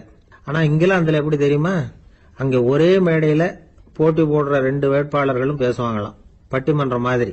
ஒருத்தர் முதல்ல எழுந்திருப்பார், நான் இந்த தேர்தலில் வெற்றி பெற்றால் என்னென்ன செய்வேன் அப்படின்னு சொல்லிவிட்டு உட்காருவார். அதுக்கப்புறம் அடுத்தவர் எழுந்திருப்பார், அவரு சொல்லுவார், நான் வெற்றி பெற்றா இந்த மக்களுக்கு என்னென்ன செய்வேன், இந்த நாட்டுக்கு என்னென்ன செய்வேன் அப்படிங்கறத சொல்லிவிட்டு உட்காருவார். 2 பேரும் ஒரே மேடையில பேசுவாங்க. மக்கள் 2 பேர் பேச்சையும் கேட்டுக்கிட்டு ஒரு முடிவுக்கு வருவாங்க. இதுதான் அங்க உள்ள பழக்கம். இங்க அப்படி இல்லை. இங்க ஒருத்தர் பார்த்தாவே முகத்தை திருப்பிக்கிறது. ஒரு தடவை இது மாதிரி ஒரு கூட்டம் நடந்துகிட்டு இருக்கு. அங்க வெளிநாட்டுல தான். நேரத்துக்கு சரியா ஒரு வேட்பாளர் வந்து சேரல. இது இங்கிலாந்துல நடந்த நிகழ்ச்சி. அப்புறம் என்னாச்சுன்னா, ஒருத்தர் வந்துட்டாரு, இன்னொருத்தர் வந்து சேரல. அப்புறம் உடனே அந்த ஒருத்தர் வந்தவர் பேச ஆரம்பிச்சிட்டார். அதாவது அந்த இன்னொருத்தர் சார்பாவே பேசிட்டாராம். அதாவது அவர் வரல, நான் அவரு சார்பா வந்து நான் பேசிடுறேன். அதாவது அவர் ஜெயிச்சுட்டா அவர் என்னென்ன செய்வார் இந்த நாட்டுக்கு அப்படின்னு சொல்லி அவர் பக்கத்துல உள்ள நியாயத்தை எடுத்து இவரே சொல்லிட்டாராம். இப்படிலாம் அங்க நடந்துதான். இது எப்பேற்பட்ட தேர்தல் பண்பாடு பாருங்க. அதனால இன்னொரு விஷயம், இப்ப இங்கிலாந்துல எல்லாம் ஓட்டு கேட்கறப்ப வெற்றியா தோல்வியாங்கிறத ஓரளவுக்கு யூகிச்சு விடலாமா. இப்போ ஒரு வேட்பாளர் ஒரு வீட்டுக்கு முன்னாடி போய் நின்று எனக்கு ஓட்டு போடுங்கன்னு கேட்கறாருன்னு வச்சுங்களேன். அதுக்கு என்ன பார்த்து செய்யறோம், போயிட்டு வாங்க அப்படின்னு சில வீடுகள்ல வாசல்ல நின்னே சொல்லி அனுப்பிச்சிருவாங்களாம். வேற சில வீடுகள்ல எப்படின்னா வேட்பாளரை வீட்டுக்குள்ள கூப்பிட்டு காபி சாப்பிட சொல்லி உபசரிச்சு அதுக்கப்புறம் அனுப்பி வைக்கிறது வழக்கமா. இதுல எந்த வீட்டு ஓட்டு நிச்சயம் தெரியுமா? வாசல்ல நின்னே வழி அனுப்பி வச்சுடுறாங்க பாருங்க, அவங்க ஓட்டு நிச்சயம். உள்ள கூப்பிட்டு காப்பி கொடுத்து அனுப்புறாங்க பாருங்க, அவங்க ஓட்டு நிச்சயம் இல்லையா. சரி, அப்புறம் ஏன் அந்த உபசரிப்பு அப்படின்னு கேட்டா அதுக்கு ஒரு காரணத்தை சொல்றாங்க. அதாவது அது ஒரு அனுதாபத்தை தெரிவிக்கிற முறையா. ஐயோ பாவம், நாம இவருக்கு ஓட்டு தான் போட போறதில்ல, இதையாவது செய்வோம், காப்பியாவது சாப்பிட்டு போகட்டும் அப்படிங்கிற எண்ணமா. இப்படி அந்த ஒரு பழக்கம். ஆக அந்த ஊர்ல நிறைய காப்பி சாப்பிடணும்னு ஒருத்தர் ஆசைப்பட்டா தேர்தலில் தோத்து போறதுக்கு தயாரா இருக்கணும். ஒரு சமயம் ஒரு ஊர்ல தேர்தல் நடந்துதான். ஒரு தொகுதியில நின்று தோத்து போன ஒருத்தர் கையில ஒரு துப்பாக்கியோட ஊருக்குள்ள சுத்திக்கிட்டு இருந்தாராம். ஒரு போலீஸ்காரர் அவரை பார்த்துட்டு சந்தேகப்பட்டிருக்கார். அதனால அவரை தடுத்து நிறுத்தி என்ன இது துப்பாக்கியோட சுத்துறீங்களேன்னு விசாரிச்சிருக்கார். இதுக்கு அவர் சொன்னாராம், சார், இந்த தொகுதியில மொத்தம் 1,00,000 வாக்காளர்கள், அதுல எனக்கு 10,000 பேர் மட்டும்தான் எனக்கு ஓட்டு போட்டிருக்கிறாங்க. அப்படின்னா எனக்கு வேண்டாதவங்க இந்த தொகுதியில 90,000 பேர் இருக்கிறாங்கன்னு அர்த்தம். இப்படி ஒரு சூழ்நிலையில நான் என்னுடைய பாதுகாப்புக்கு ஆயுதம் இல்லாம நடமாடலாமா அப்படின்னு கேட்டாராம். எவ்வளவு எச்சரிக்கை பாருங்க. நம்ம ஊர்ல சில பேர் ஓட்டு கேட்கிற விதமே தனி. ஒருத்தர் ரொம்ப சாமர்த்தியமா ஓட்டு கேட்பாராம். அவர் எப்படின்னா, ஒரு வீட்டுக்கு போறாருன்னு வச்சுங்களேன், அந்த நேரம் அந்த வீட்டுக்காரரு என்ன செஞ்சுக்கிட்டு இருக்கிறாரோ அதே வேலையை இவரும் கொஞ்ச நேரம் செய்வாராம், அவருக்கு ஒத்தாசையா. அதுக்கப்புறம் மெதுவா பேச்சு கொடுப்பார், ஓட்டு கேட்பார், இது மாதிரி எலெக்ஷன்ல நிக்கிறேன் கவனிக்கணும்னு. அது மாதிரி ஒரு தடவை அவர் போனப்ப அங்க வந்து அவர் என்ன பண்ணிட்டு இருக்காரு, வீட்டுக்கு பின்னாடி மாட்டு கொட்டையில பால் கறந்துகிட்டு இருக்காரு ஒரு பசுமாட்டுக்கிட்ட. அந்த வீட்டுல இவர் ஓட்டு கேட்க போனவர் இவர் ஓடி போய் இன்னொரு சொம்பை எடுத்துக்கிட்டு அதே மாட்டுக்கு இன்னொரு பக்கம் போய் உட்காந்துக்கிட்டு இவரும் பால் கறக்க ஆரம்பிச்சிட்டார். எதிர உட்காந்துட்டு இருக்காரு அவரு, இவர் இந்த பக்கம் உட்காந்துருக்காரு. கீழே கொஞ்சம் குனிஞ்சு பார்த்தா ஒருத்தர் முகத்தை ஒருத்தர் பார்க்கலாம். கொஞ்ச நேரம் ஆனதுக்கு அப்புறம் இவர் மெதுவா அவர்கிட்ட பேச்சு கொடுத்தாராம். இது மாதிரி நான் எலெக்ஷன்ல நிக்கிறேன், நீங்க ஓட்டு போடணும், அதுக்காக தான் வந்தேன்னாராம். அது முடியாதுங்களேன்னாராம் அவரு. ஏன்னு கேட்டிருக்கார். நான் இந்த வீட்டுக்காரன் இல்ல, நானும் உன்ன மாதிரி ஓட்டு கேட்க வந்தவன் தான் அப்படின்னு. ஜெருசலேம் அங்க உள்ள ஒரு தேவாலயம், அதுல உள்ள பலிபீடத்தின் முன்னாடி ஒரு பெட்டி உண்டு. அது காணிக்கை பெட்டி. ஆலயத்துக்கு வர்றவங்க பிரார்த்தனை பண்ணிவிட்டு திரும்பி போற சமயத்துல அந்த பெட்டியில காணிக்கை போடுவாங்க. அவங்களால எவ்வளவு முடியுமோ அவ்வளவு போடுறது வழக்கம். அவங்கவுங்க வசதிக்கு தகுந்த மாதிரி போடுவாங்க. வசதி உள்ளவங்களா இருந்தாலும் சரி, வசதியே இல்லாத வறியவர்களா இருந்தாலும் சரி, ஆலய காணிக்கை பெட்டியில காசு போடுறது அவங்களுக்கு ரொம்ப பெருமையான ஒரு செயல். ஒரு சமயம் இயேசு தம்முடைய சீடர்களோடு அந்த ஆலயத்துக்கு வர்றார். அங்க உட்காந்து ரொம்ப நேரம் வழிபாடு பண்ணிட்டு இருக்கிறார். சீடர்களும் அந்த ஜபத்துல கலந்துகிட்டாங்க. வழிபாடு முடிஞ்சுது. இயேசு உட்கார்ந்துருக்கிறார். காணிக்கை பெட்டியில காசு போடுறவங்கள கவனிக்கிறார். சீடர்களும் அதையே கவனிச்சுக்கிட்டு இருக்கிறாங்க. ரொம்ப பேர் வரிசையா வந்தாங்க. அவங்களால முடிஞ்ச அளவுக்கு காசு போட்டுட்டு அவங்க பாட்டுக்கு போய்கிட்டு இருக்கிறாங்க. வசதியானவங்க நிறைய பேர் வந்தாங்க. அதுக்கு மத்தியில வயசான ஒரு அம்மா, அவங்களும் வந்து காசு போட்டுட்டு போறாங்க. இப்போ இயேசு தன்னுடைய சீடர்கள் பக்கம் திரும்பினார். ஒரு கேள்வி கேட்டார். இப்போ இந்த காணிக்கை பெட்டியில நிறைய பேர் வந்து காசு போட்டுட்டு போறத நீங்க கவனிச்சிங்க. இன்னைக்கு இந்த காணிக்கை பெட்டியில ரொம்பவும் அதிகமா காசு போட்டது யார் அப்படின்னு கேட்டார். முதல்ல வந்தார ஒரு பெரிய மனுஷன், அவர் தான் அதிகமா போட்டார் அப்படின்னாரு ஒருத்தர். மூணாவதா வந்தவர் தான் அதிகமா போட்டார், நான் கவனிச்சேன் அப்படின்னாரு இன்னொருத்தர். இப்படி ஆளுக்கு ஒரு விதமா சொல்றாங்க. கடைசியா இயேசு சொன்னாராம், இன்றைக்கு அந்த பெட்டியில அதிகமா காசு போட்டவங்க அந்த வயசான அம்மா தான் அப்படின்னாராம். சீடர்களுக்கு ஒன்றும் புரியல. அந்த அம்மா ரொம்பவும் ஏழையாச்சே, அவங்க எப்படி அதிகமாக காணிக்கை செலுத்த முடியும் அப்படிங்கிறது அவங்க சந்தேகம். இயேசு விளக்குனார். நிறைய பேர் வந்தாங்க, நிறையவே காசுகள் போட்டாங்க, அது உண்மைதான். ஆனால் அந்த அம்மா என்ன பண்ணாங்க கவனிச்சிங்களா? வந்தாங்க, தன்னுடைய காசு பையை திறந்தாங்க, அப்படியே கொட்டுனாங்க. அதில் இருந்தது 2 காசுகள் தான். அந்த 2 காசும் காணிக்கை பெட்டியில் விழுந்துட்டுது. மற்றவங்கள்லாம் தங்கள்கிட்ட இருந்த செல்வத்தின் ஒரு சிறு பகுதியை எடுத்து பெட்டியில் போட்டாங்க. ஆனால் இந்த அம்மா தன்கிட்ட என்ன இருந்ததோ அதை அப்படியே போட்டுட்டாங்க. தன்னுடைய பிழைப்புக்காக வச்சிருந்த அவ்வளவையும் இழக்கிறதுக்கு தயாராயிட்டாங்க. அவ்வளவு தாராள மனசு அவங்களுக்கு. அதனால அவங்க செலுத்தின காணிக்கை தான் அளவில் அதிகம் அப்படின்னார். விலை மதிப்பில்லாத முத்து புதையல் ஒருத்தனுக்கு கிடைக்க போகுதுன்னு வச்சுக்கோங்க. அதன் மதிப்பை உணர்ந்தவன் என்ன பண்ணுவான்? அதை அடையறதுக்காக தன்கிட்ட இருக்கிற எதையும் கொடுக்கறதுக்கு தயாரா இருப்பான் இல்லையா? அது மாதிரி தான் இதுவும் அப்படின்னார். உலக மதிப்பீடுகளை துரும்பா தூசியா மதிச்சு அதையெல்லாம் உதறி விடுகிறவன் இறையருள் அப்படிங்கிற இணையில்லாத செல்வத்தை பெறுகிறான் அப்படிங்கிறது இதுல உள்ள கருத்து. இறைவனுக்காக இழப்பதுன்னா துன்பப்படுகிறவர்களுக்காக, ஏழைகளுக்காக, ஏதுமற்றவர்களுக்காக இழப்பது அப்படின்னு அர்த்தம். உங்கள் அயலானுக்கு நீங்கள் என்ன உதவி செய்தாலும் அதை எனக்கே செய்கிறீர்கள் அப்படின்னு இயேசு சொல்லியிருக்கிறார். அடுத்தவங்களுக்கு உதவணுங்கிற குணம் இன்னைக்கு ரொம்ப குறைஞ்சி போச்சு. ஒருத்தன் வாழைப்பழத்தோல் வழுக்கி கீழே விழுந்துட்டான். பக்கத்தில் இருந்த நண்பன் உடனே இவனை தூக்கிக்கிட்டு போய் ஆஸ்பத்திரியில் சேர்த்துட்டான். அதுக்கப்புறம் சொன்னான், நீ அந்த வாழைப்பழத்தோலில் காலை வைக்க போகிறத முன்னாடியே நான் கவனிச்சுட்டேன் அப்படின்னு நானா. அப்படின்னா அப்போவே நீ எனக்கு உதவி செஞ்சிருக்கலாமே அப்படின்னு நானா அவன். நான் டாக்டருக்கு உதவலாம்னு நினைச்சுட்டேன் அப்படின்னா இவன். 14ஆம் பாட்டு. உங்கள் புழக்கடை தோட்டத்து வாவையுள் செங்கடு நீர் வாய் நெகிழ்ந்து ஆம்பல் வாய் கும்பினகான் செங்கல் பொடிக்கூரை வெண்பல் தவத்தவர் தங்கள் தெருக்கோயில் சங்கிடுவான் போதந்தார் எங்களை முன்னம் எழுப்புவான் வாய்பேசும் நங்காய் எழுந்திராய் நாணாதாய் நாவுடையாய் சங்கொடு சக்கரம் ஏந்தும் தடக்கையன் பங்கைய கண்ணானை பாடேலோர் எம்பாவாய். நேற்று முன்னதாக எழுந்து எங்களையெல்லாம் எழுப்புவதாக வாய்கிழியச் சொன்ன பெண்ணே, அதையெல்லாம் மறந்துவிட்டு உறங்குகிறாயே, உனக்கு வெட்கமாக இல்லையா? பேச்சு மட்டும் பிரமாதமாக இருக்கிறதே. உன் வீட்டு புழக்கடை தோட்டத்தில் உள்ள சிறுகுளத்தில் செங்கழுநீர் மலர்கள் பூக்கத் தொடங்கிவிட்டன. ஆம்பல் மலர்கள் வாய்மூடிக் கொள்கின்றன. செங்கற்பொடியாலே காவி நிறமாக்கப்பட்ட ஆடையுடன் தூய்மையான வெள்ள பற்களை கொண்ட துறவிகள் தங்கள் திருக்கோயில்களின் வழிபாட்டிற்காக செல்லுகிறார்கள். விடிந்து விட்டது என்பது இப்போதாவது உனக்கு தெரிகிறதா? சங்கையும் சக்கரத்தையும் ஏந்திய நீண்ட கரங்களை உடைய, தாமரை போன்ற கண்களுடைய திருமாலை பாடுவதற்கு எங்கள் குழுவில் நீயும் வந்து சேர்ந்து கொள் வா என்று அழைக்கிறார்கள். இதில் எழுப்பப்படுகிற பெண் 3 விடிகள் உடையவள். அவளை 3 வார்த்தைகளாலே அழைக்கிறார்கள். நங்காய், நாணாதாய், நாவுடையாய், எல்லாமே ஒரு மோனை. நங்காய் என்ற சொல்லுக்கு என்ன பொருள் என்றால் பூரணமானவள் என்று, முழுமையானவள் என்று பொருள். தமிழிலே நம்பி என்ற சொல் பூரணரை குறிக்கும். அதுபோல் நங்கை என்ற சொல் பூரணமான தன்மையுடைய பெண்ணை குறிக்கும். நீ நங்கை நல்லாள். உங்களை எழுப்புகிறேன் என்றதால் நாவுடையாய், நல்ல நீளமா பேசுகிறாய். ஆனால் எழுப்பாமல் உறங்குவதால் நீ வெட்கங்கெட்டவள், நாணாதாய். நாவுடையாய், நல்ல பேச்சு மட்டும் பேச தெரிந்து வைத்திருக்கிறாய். திருவள்ளுவர் சொல்கிறார், சொல்லுதல் யாருக்கும் எளிய அறியவாம் சொல்லிய வண்ணம் செயல். சொன்ன வண்ணம் செய்வது ரொம்ப கஷ்டம். நான் நாளைக்கு உங்களை வந்து எழுப்புகிறேன் என்று நேற்று சொன்னவள் இன்றைக்கு தூங்கி கொண்டிருக்கிறாள் என்றால் என்ன பொருள்?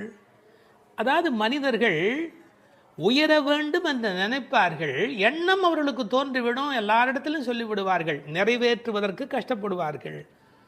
இந்த தமஸ் என்கிற தமோ குணம் இருப்பதாலே மனிதர்கள் முன்னேற முடியாமல் கஷ்டப்படுகிறார்கள். எல்லார்ட்டையும் சொல்லுவார்கள், ஆனால் அவர்கள் பின்பற்ற முடியாதபடி அவர்களுக்கு ஆகிவிடும். இப்படி சொன்ன உடனே அந்த பெண் உள்ளே இருக்கிறவள் பொழுது விடிந்தது என்பதற்கு என்ன அடையாளம் என்று கேட்பாள் அல்லவா? இவர்கள் கொஞ்சம் கோபமாக பேசுகிறார்கள். போ, உன் வீட்டு தோட்டத்தில் போய் பார். பேசுகிற போது தோழிகள் உங்கள் வீடு அப்படின்னு பிரித்தாலே கோபமாக இருக்கிறார்கள்னு பொருள். உங்கள் புழக்கடை தோட்டத்து வாவியுள், போய் பாரு, உங்கள் வீட்டு தோட்டம், அதில் ஒரு குளம் இருக்குது, அந்த குளத்தில் போய் பாரு, என்ன நடந்திருக்குன்னு தெரியும்.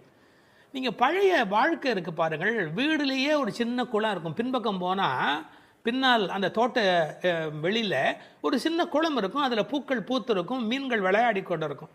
இன்றைக்கும் கேரளாவில் அது மாதிரி சில வீடுகள் உண்டு, வெஸ்ட் பெங்காலில் அது மாதிரி சில வீடுகள் உண்டு. எதற்காக சொல்ல வரேன், இயற்கையோடு இயைந்த வாழ்வு நம்முடைய வாழ்வு. அந்த இயற்கை வளமிக்க வாழ்வையெல்லாம் இழந்துட்டோம். யாழ்ப்பாணத்தில் உண்டு, ஒவ்வொரு வீட்டையும் பெரிய கிணறு இருக்கும், தோட்டம் இருக்கும், தனி வீடாகத்தான் இருப்பாங்க. உங்கள் புழக்கடை தோட்டத்து வாவியுள், உங்கள் வீட்டு தோட்டத்தில் போய் பாரு. நான் என்ன ஊருக்கெல்லாம் உன்னை வெளிப்படையாக போய் பார்க்க சொல்லுகிறேன்னா, நீ உங்கள் வீட்டிலே போய் பாரு. செங்கழு நீர் வாய் நெகிழ்ந்து ஆம்பல் வாய் கும்பினக்கான். அப்படி குளத்தில் தண்ணீர் தேங்கி இருந்தால் அங்கே எல்லா செடி கொடிகளும் செழிப்பாக இருக்கும். தண்ணீர் விடுவதை விட ஒரு குளம் மாதிரி தண்ணீர் தேங்கி இருந்து அதை சுற்றி செடிகள் இருந்தால் நல்ல வளமாக இருக்கும். அதில் செங்கழு நீர் பூக்கள் இருக்கின்றனவே, அவையெல்லாம் வாய் நெகிழ்ந்து அவை மெல்ல அப்படி மலரத் தொடங்கி விட்டன. மலருதல், நெகிழ்தல், இழகுதல், தளருதல், இறங்குதல், எத்தனை அழகு இருக்குது. மலர் அப்படியே மெல்ல அப்படி நெகிழ்ந்து கொண்டே வரும்.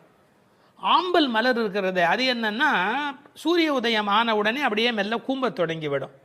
அது இருளிலே மலரும், பகலிலே மூடிக்கொள்ளும். செங்கழு நீர் வாய் நெகிழ்ந்து ஆம்பல் வாய் கும்பினகான். செங்கல் பொடி கூரை வெண்பல் தவத்தவர், அதாவது காவியுடை தரித்த துறவிகள். அவர்கள் துணியை எப்படி காவியாக்குவார்கள்னா, செம்மண் கட்டி இருக்கு இல்லையா, செங்கல் நல்ல கல் மாதிரி, அந்த செம்மண் கட்டி எடுத்து பொடிச்சு அதை தண்ணீரில் கரைத்து அதில் வெள்ளை துணியை முக்கி தான் காவியாக அதை மாற்றுவார்கள்.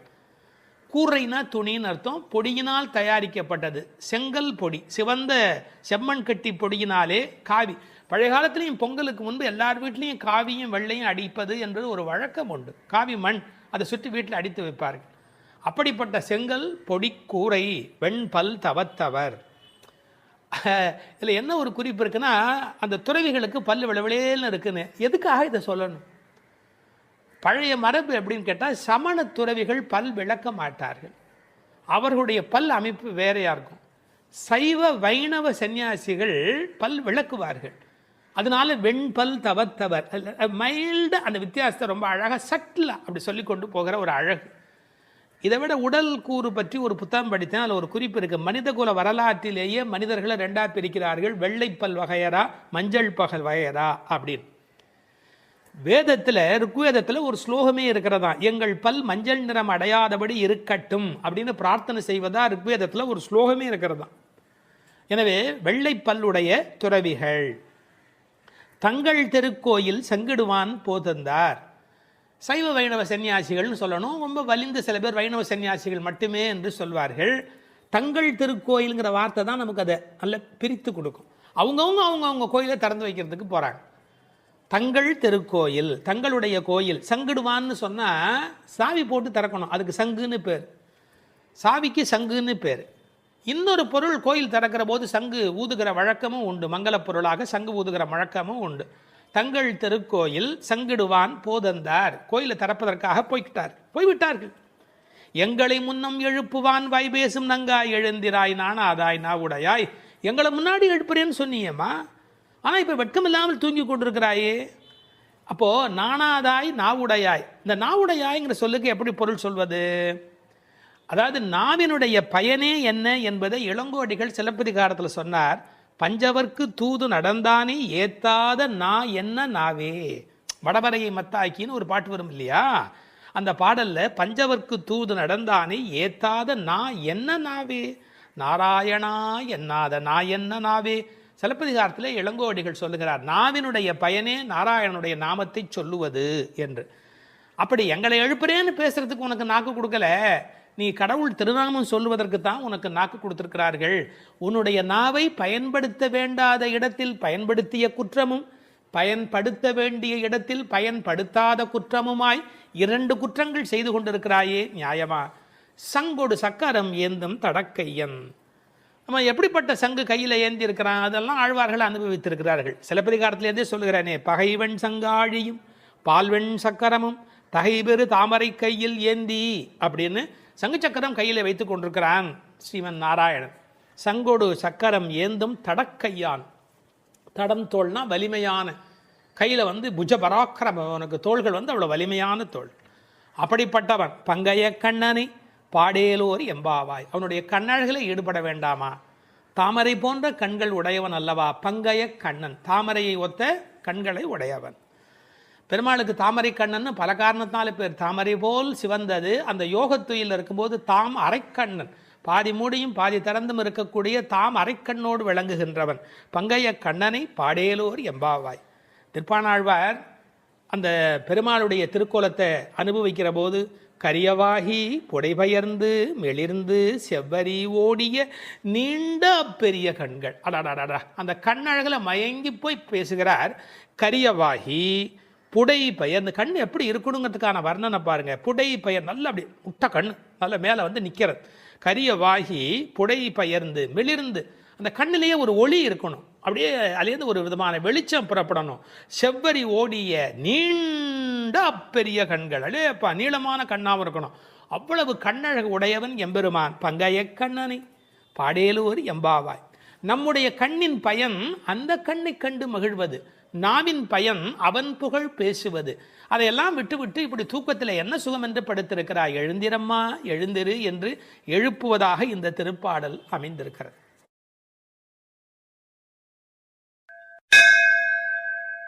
15வது பாடல்.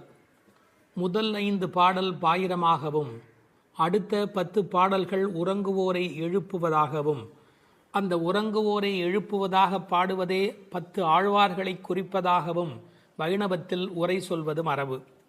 இந்த 15வது பாடலில் இளங்கிளியை எழுந்து வா என்று அழைக்கிறாள். எல்லே இளங்கிளியே இன்னம் உறங்குதியோ. இது உரையாடல் பாவத்தில் அமைந்திருக்கிற ஒரு பாடல். எல்லே இளங்கிளியே இன்னம் உறங்குதியோ, சில்லென்று அழையேன் மின்னங்கமீர் போதருகின்றேன். வல்லை உன் கட்டுரைகள் பண்டே உன் வாயறிதும், வல்லீர்கள் நீங்களே நானேதான் ஆயிடுக. ஒல்லை நீ போதாய் உனக்கென்ன வேறுடையை, எல்லோரும் போந்தாரோ போந்தார் போந்து எண்ணிக்கொள். வல்லானை கொன்றானை மாற்றாரை மாற்றழிக்க, வல்லானை மாயனை பாடேலோர் எம்பாவாயே. உரையாடலாக அமைந்திருக்கிற பாடல். இப்பாடலில் எழுப்பப்படுகிற பெண்ணும் சற்று வாய்த்துடுக்கானவள். இவளது தோழிகள் அதனை அறிவார்கள். அதனால் பாடல் முழுவதுமே உரையாடல் அமைப்பிலேயே ஓடிக்கொண்டே இருக்கிறது.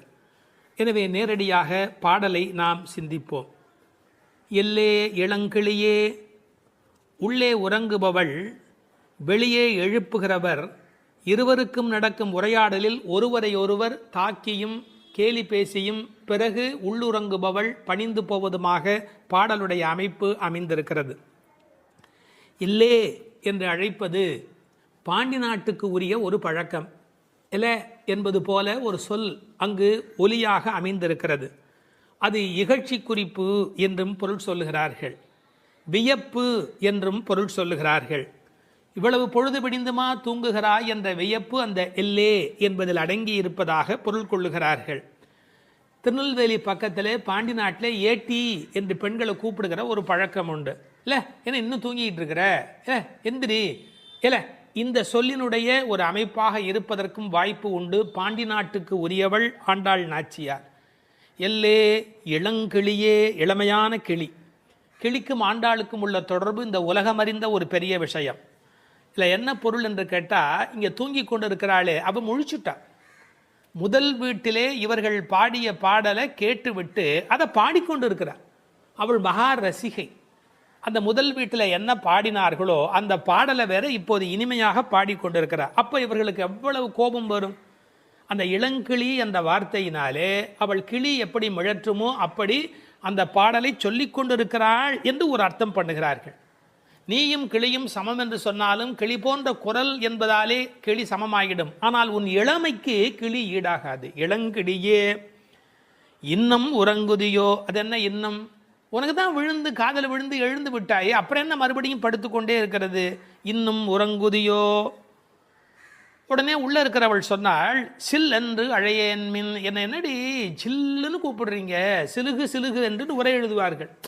அதாவது எலும்பை பனி குளிர் தொலைக்கும், அப்படியே ஊசி குத்துற மாதிரி எலும்பை தொலைக்கும். அது மாதிரி உங்கள் சொல் என் எலும்பை தொலைக்கிறது. எப்படி சிலீர் என்று பனி போய் எலும்பை தொலைக்குமோ அப்படி உங்கள் வார்த்தை என்னை தொலைக்கிறது. சில்லென்று அழையேன் மின், என்ன அப்படி கூப்பிடாதீர்கள் என்று சொல்லுகிறார். நங்கைமீர். நங்கைமீர் என்றால் பூரணமான தன்மை உடையவர்கள், நீங்களெல்லாம் பூரணர்கள். அப்படி இருக்கிற நீங்கள் என்ன போய் இப்படியெல்லாம் சொல்லலாமா? இந்த வார்த்தையை கேட்டு என்னால் எப்படி சகித்துக் கொள்ள முடியும்? என்னால் முடியாது என்று. இவர்கள் என்ன சொல்லுகிறார்கள், நீ கிருஷ்ணனை அனுபவித்துக் கொண்டு படுத்திருக்கிறாய். அவ என்ன நினைக்கிறா, அந்த கிருஷ்ணானுபவத்தில் இவர்கள் அழைப்பதே இடையூறாயிற்றுன்னு நினைக்கிறாளோ என்று ஒரு பொருள் சொல்வார். அதுக்கு நீங்கள் யாரும் நினைத்து பார்க்க முடியாத ஒரு உரை வைணவத்தில் ஒரு அற்புதம். பெருமாள் கோயிலில் போய் உட்கார்ந்துருக்கிறோம், ஒரு நல்ல காலட்சேபம் கேட்டுக்கொண்டிருக்கிறோம். அருமையாக ஒரு மனிதர் பாசுரத்துக்கு வியாக்கியானம் சொல்லி கொண்டிருக்கிறார். அப்போது அந்த கோயிலுக்கு உள்ளே இருந்து பலிமூர்த்தி அது வெளியில் டம் டம் டம் என்று ஒலி எழுப்பு கொண்டு வந்தால், இங்கே நல்ல காலட்சேபம் கேட்பதற்கு அந்த பெருமாள் எழுந்தருளுவதே கொஞ்சம் லேசாக ஒரு ஒரு ஒரு அசௌகரியமாக தெரியாதா? இது என்னுடைய வார்த்தை அல்ல. திருவரங்கத்தில் சந்திர புஷ்கரிணி கரையில் திருப்புன்னை மரத்தின் கீழே பெரியோர்கள் பலர் கூடி திருவாய்மொழி அர்த்தானுசந்தானம், அர்த்தத்தை அனுசந்தானம் பண்ணி கொண்டிருக்கிறது. அர்த்தானுசந்தானம் பண்ணி கொண்டிருக்கிற போது பலி சாதிக்க செல்வர் எழுந்தருளியது, அந்த மூர்த்தி எழுந்தருளியது அவர்களுக்கு அசகியமாக இருந்தது. அதாவது ரசிக்க முடியாததாக இருக்கிறது, அதை ஏற்றுக்கொள்ள முடியாததாக இருக்கிறது. உற்சவமூர்த்திகளில் ஒருவர் எழுந்து வருகிறார், இந்த காலட்சேபம் கேட்டுக்கொண்டிருக்கிற போது அதுவே அசௌகரியமாக அவர்களுக்கு தெரிகிறது. கொஞ்சம் யோசிச்சு பாருங்க. அது மாதிரி இவள் அனுபவித்துக் கொண்டிருக்கிறாள் கண்ணனை. இவங்க வாசல்லேருந்து கூப்பிடுறது அனுபவத்துக்கு தான் கூப்பிடுகிறார்கள், ஆனால் அதுவே ஒரு மாதிரி சில்லுன்னு கூப்பிடுற மாதிரி இருக்கிறதா. இவர்கள் பேச்சு கிருஷ்ணனை மனத்தால் அனுபவிக்கும் சுகத்திற்கு இடையூறு ஆயிற்று. அதனால் அவர் சொன்னான், நங்கை மீர் பூரணமான நீங்கள் என்னை இப்படி அழைக்காதீர்கள். போதருகின்றேன், வந்து விட்டேன், வர்றேன் வர்றேன், இதை வந்துடுறேன் அப்படின்னு. சில பேர் வர்றேன் வர்றேன்னு சொல்வார்களே ஒழிய சொல்லியே காலத்தை ஓட்டி கொண்டிருப்பார்கள், வரமாட்டார். கண்ணனை யசோதை அழைக்கிறா, போதர் கண்டாய் இங்கு போதர் கண்டாய், போதரேன் என்னாதே போதர் கண்டாய். இந்த வர்றேன் வர்றேன்னு சொல்லி டயத்தை எடுத்துக்காதே. போதர் கண்டாய் இங்கு போதர் கண்டாய், போதரேன் என்னாதே போதர் கண்டாய். பெரியாழ்வார் திருமொழியில் வருகிறது. சில பேர் வீட்டில் புறப்படும் போது மனைவியை கிளம்பலையா வரலையா அப்படின்னு கேட்பார்கள். அந்த அம்மா ஒரு பதில் சொல்வார்கள், 5 நிமிஷத்தில் வர்றேன்னு அரை மணி நேரமாக சொல்கிறேனே உங்களுக்கு புரியலையாம்பாங்க. 5 நிமிஷத்தில் வர்றேன்னு அரை மணி நேரமாக சொல்கிறேனே உங்களுக்கு புரியலையா அப்படின்னு. அது மாதிரி வர்றேன் வர்றேன்னு சொல்லியே காலத்தை கடத்தி கொண்டிருக்கிறாள். போதருகின்றேன். உடனே வெளியில் இருக்கிறவங்களாம் சொன்னாங்க, வல்லை உன் கட்டுரைகள் பண்டே உன் வாயறிதும், நீ வாயாடி, எங்களுக்கு தெரியாதா உன்னை பற்றி, நீ என்ன பேச்சு பேசுவேன், இட்டுக்கட்டி பேசுறது ரொம்ப கெட்டிக்காரி. அதாவது நடக்காது நடந்ததா சொல்கிற மாதிரி வர்றேன் வர்றேன்னு சொல்கிறிய ஒழி நீ கிளம்ப மாட்டேங்கிற. கட்டுரைகள், கட்டி உரைத்தல் கட்டுரை, வல்லை உன் கட்டுரைகள், அதில் நீ ரொம்ப கெட்டிக்காரி, வாயாடி இட்டுக்கட்டி சொல்கிறதுல ரொம்ப கெட்டிக்காரி. பண்டே உன் வாய் அறிதம், உன் வாய் என்னன்னு எங்களுக்கு அப்போவே தெரியும், முன்னமே உன் வாயை தெரியும். இப்போ உள்ளே இருந்த பெண்ணுக்கு அழுக வந்து கொடுத்து, தன்னை வெளியில் இருக்கிறவங்களாம் இப்படி பேசினார்கள். ஒன்று வல்லீர்கள் நீங்களே, என்ன வாயாடின்னு சொல்லாதீங்கடி, நீங்கள் தான் வாயாடிங்க, வல்லீர்கள் நீங்களே. இப்போது வெளியில் இருப்பவர்களுக்கும் உள்ளே இருப்பவர்களுக்கும் இடையில அந்த மோதல் வெடிக்கிறது. ஆனால் உள்ளே இருக்கிற பெண் பாருங்க, முதல்ல ஒரு வார்த்தை சொல்லிட்டா, என்ன வாயாடின்னு சொல்கிறீங்க, நீங்கள்லாம் தான் வாயாடி அப்படின்னு கோவத்தில் பேசினவ ஒரு செகண்டுக்குள்ளே தன்னை பற்றி யோசிச்சுட்டு நானே தான் ஆகிடுகிறேன். ஆஹா, இதுதான் ஸ்ரீ வைஷ்ணவ லட்சணம் என்று சொல்வார்கள். அதனால தான் அழகிய மணவாள பெருமாள் நாயனார் திருப்பாவை ஆகிறது இப்பாட்டு இரே என்று எழுதி வைத்தார். அது ஏன் இந்த பாட்டுக்கு அவ்வளோ சிறப்பு?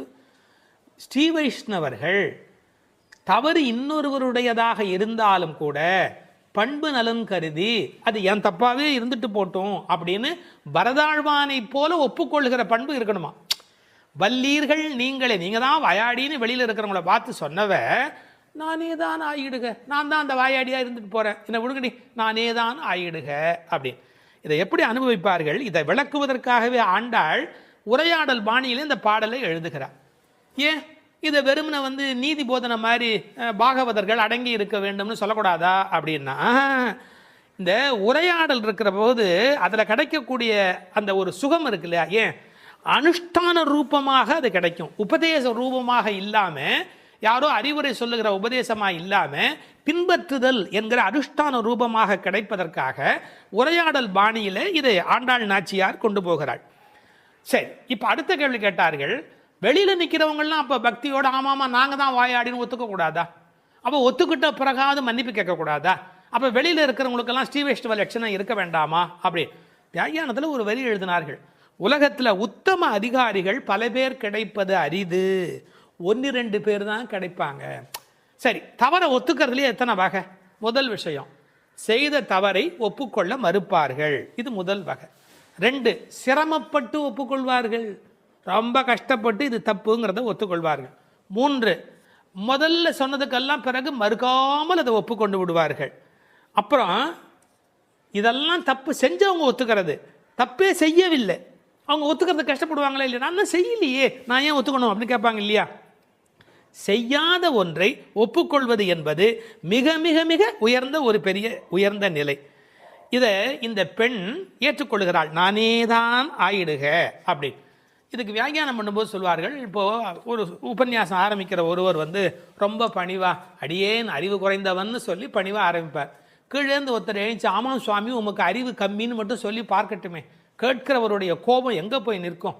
அதாவது உபதேச அளவில் இருக்கக்கூடாது, அனுஷ்டான ரூபத்தில் இருக்க வேண்டும் என்பதற்கு உள்ள இருக்கிற பெண் அடையாளம். அதனால் இந்த பாடல் தான் ஸ்ரீ வைஷ்ணவ லட்சணம் என்று எழுதுவார்கள். அப்புறம் உடனே வாசல் இருக்கிறவங்க ஆரம்பிச்சாங்க, ஒல்லை நீ போதாய் உனக்கென்ன வேறுடை. இப்போ மறுபடியும் சீன்றாங்க. அவள் பணிஞ்சு போனதுக்கு அப்புறமும் உள்ள இருக்கிறவள் பணிந்த பிறகும் கூட, என்ன வெறும் வாய்ப்பேச்சா, வா வெளியில வா, உனக்கென்ன வேறுடைய, நீ என்ன தனியாக அனுபவிக்கிறியா அப்படின்னு. எதுக்காக மறுபடியும் சீன்றாங்க? அவள் தான் பணிஞ்சு போயிட்டாளே அப்படின்னு. இவன் நிஜமாவே பணிஞ்சுட்டாளா இல்லையா அப்படிங்கிறத பார்க்கறதுக்காக அவன் நிஜமாவே பணிஞ்சுட்டான். அதில் தோற்று போகிறா பாருங்க. ஒரு வார்த்தை எழுதுவார்கள், தோற்றவர்கள் வென்றார்கள் என்று பொருள். சாரி அப்படின்னு சொல்றது உதட்டிலேருந்து வரக்கூடாது, உள்ளத்திலேருந்து வரணும்.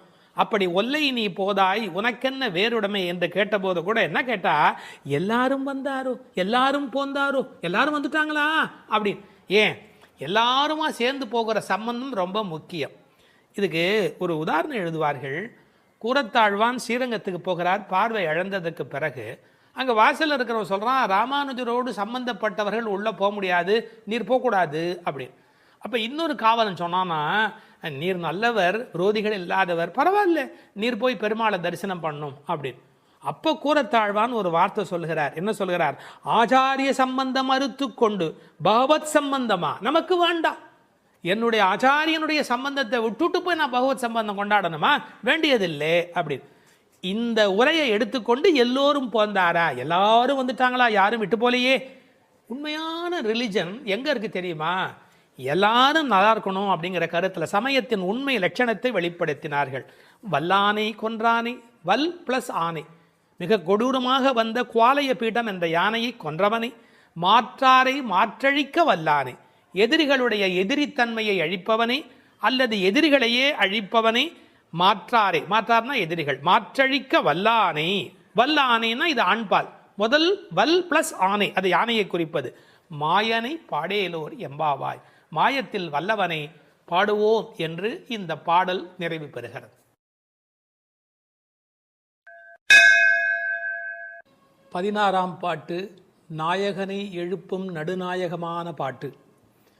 நாயகனாய் நின்ற நந்தகோபனுடைய கோயில் காப்பானே, கொடித்தோன்றும் தோரண வாயில் காப்பானே, மணிக்கதவம் தாழ்த்திரவாய், ஆயர் சிறுமியரோமுக்கு அரை பறை மாயன் மணிவண்ணன் நென்னரே வாய் நேர்ந்தான், தூயோமாய் வந்தோம் துயில் எழப்பாடுவான், வாயால் முன்னம் முன்னம் மாற்றாதே அம்மா நீ, நேய நிலைக்கதவம் நீக்கேலோர் எம்பாவாய்.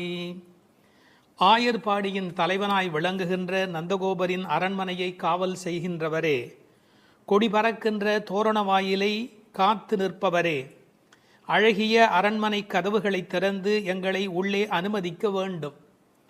நாங்கள் ஆயர் சிறுமிகள், எங்களுக்கு நோன்புக்கு அங்கமான பறையை தருவதாக நேற்றே எங்கள் கண்ணன் வாக்களித்திருக்கிறார். அதனை பெறுவதற்கு என்றே தூய்மையாக அவனுக்கு பள்ளி எழுச்சி பாடுவதற்காக நாங்கள் வந்திருக்கிறோம். உன் வாயினால் மறுத்து சொல்லிவிடாதே. நிலையுடன் பொருந்தி இருக்கின்ற கதவை உன் கைகளால் திறந்து வழிபட வேண்டும்.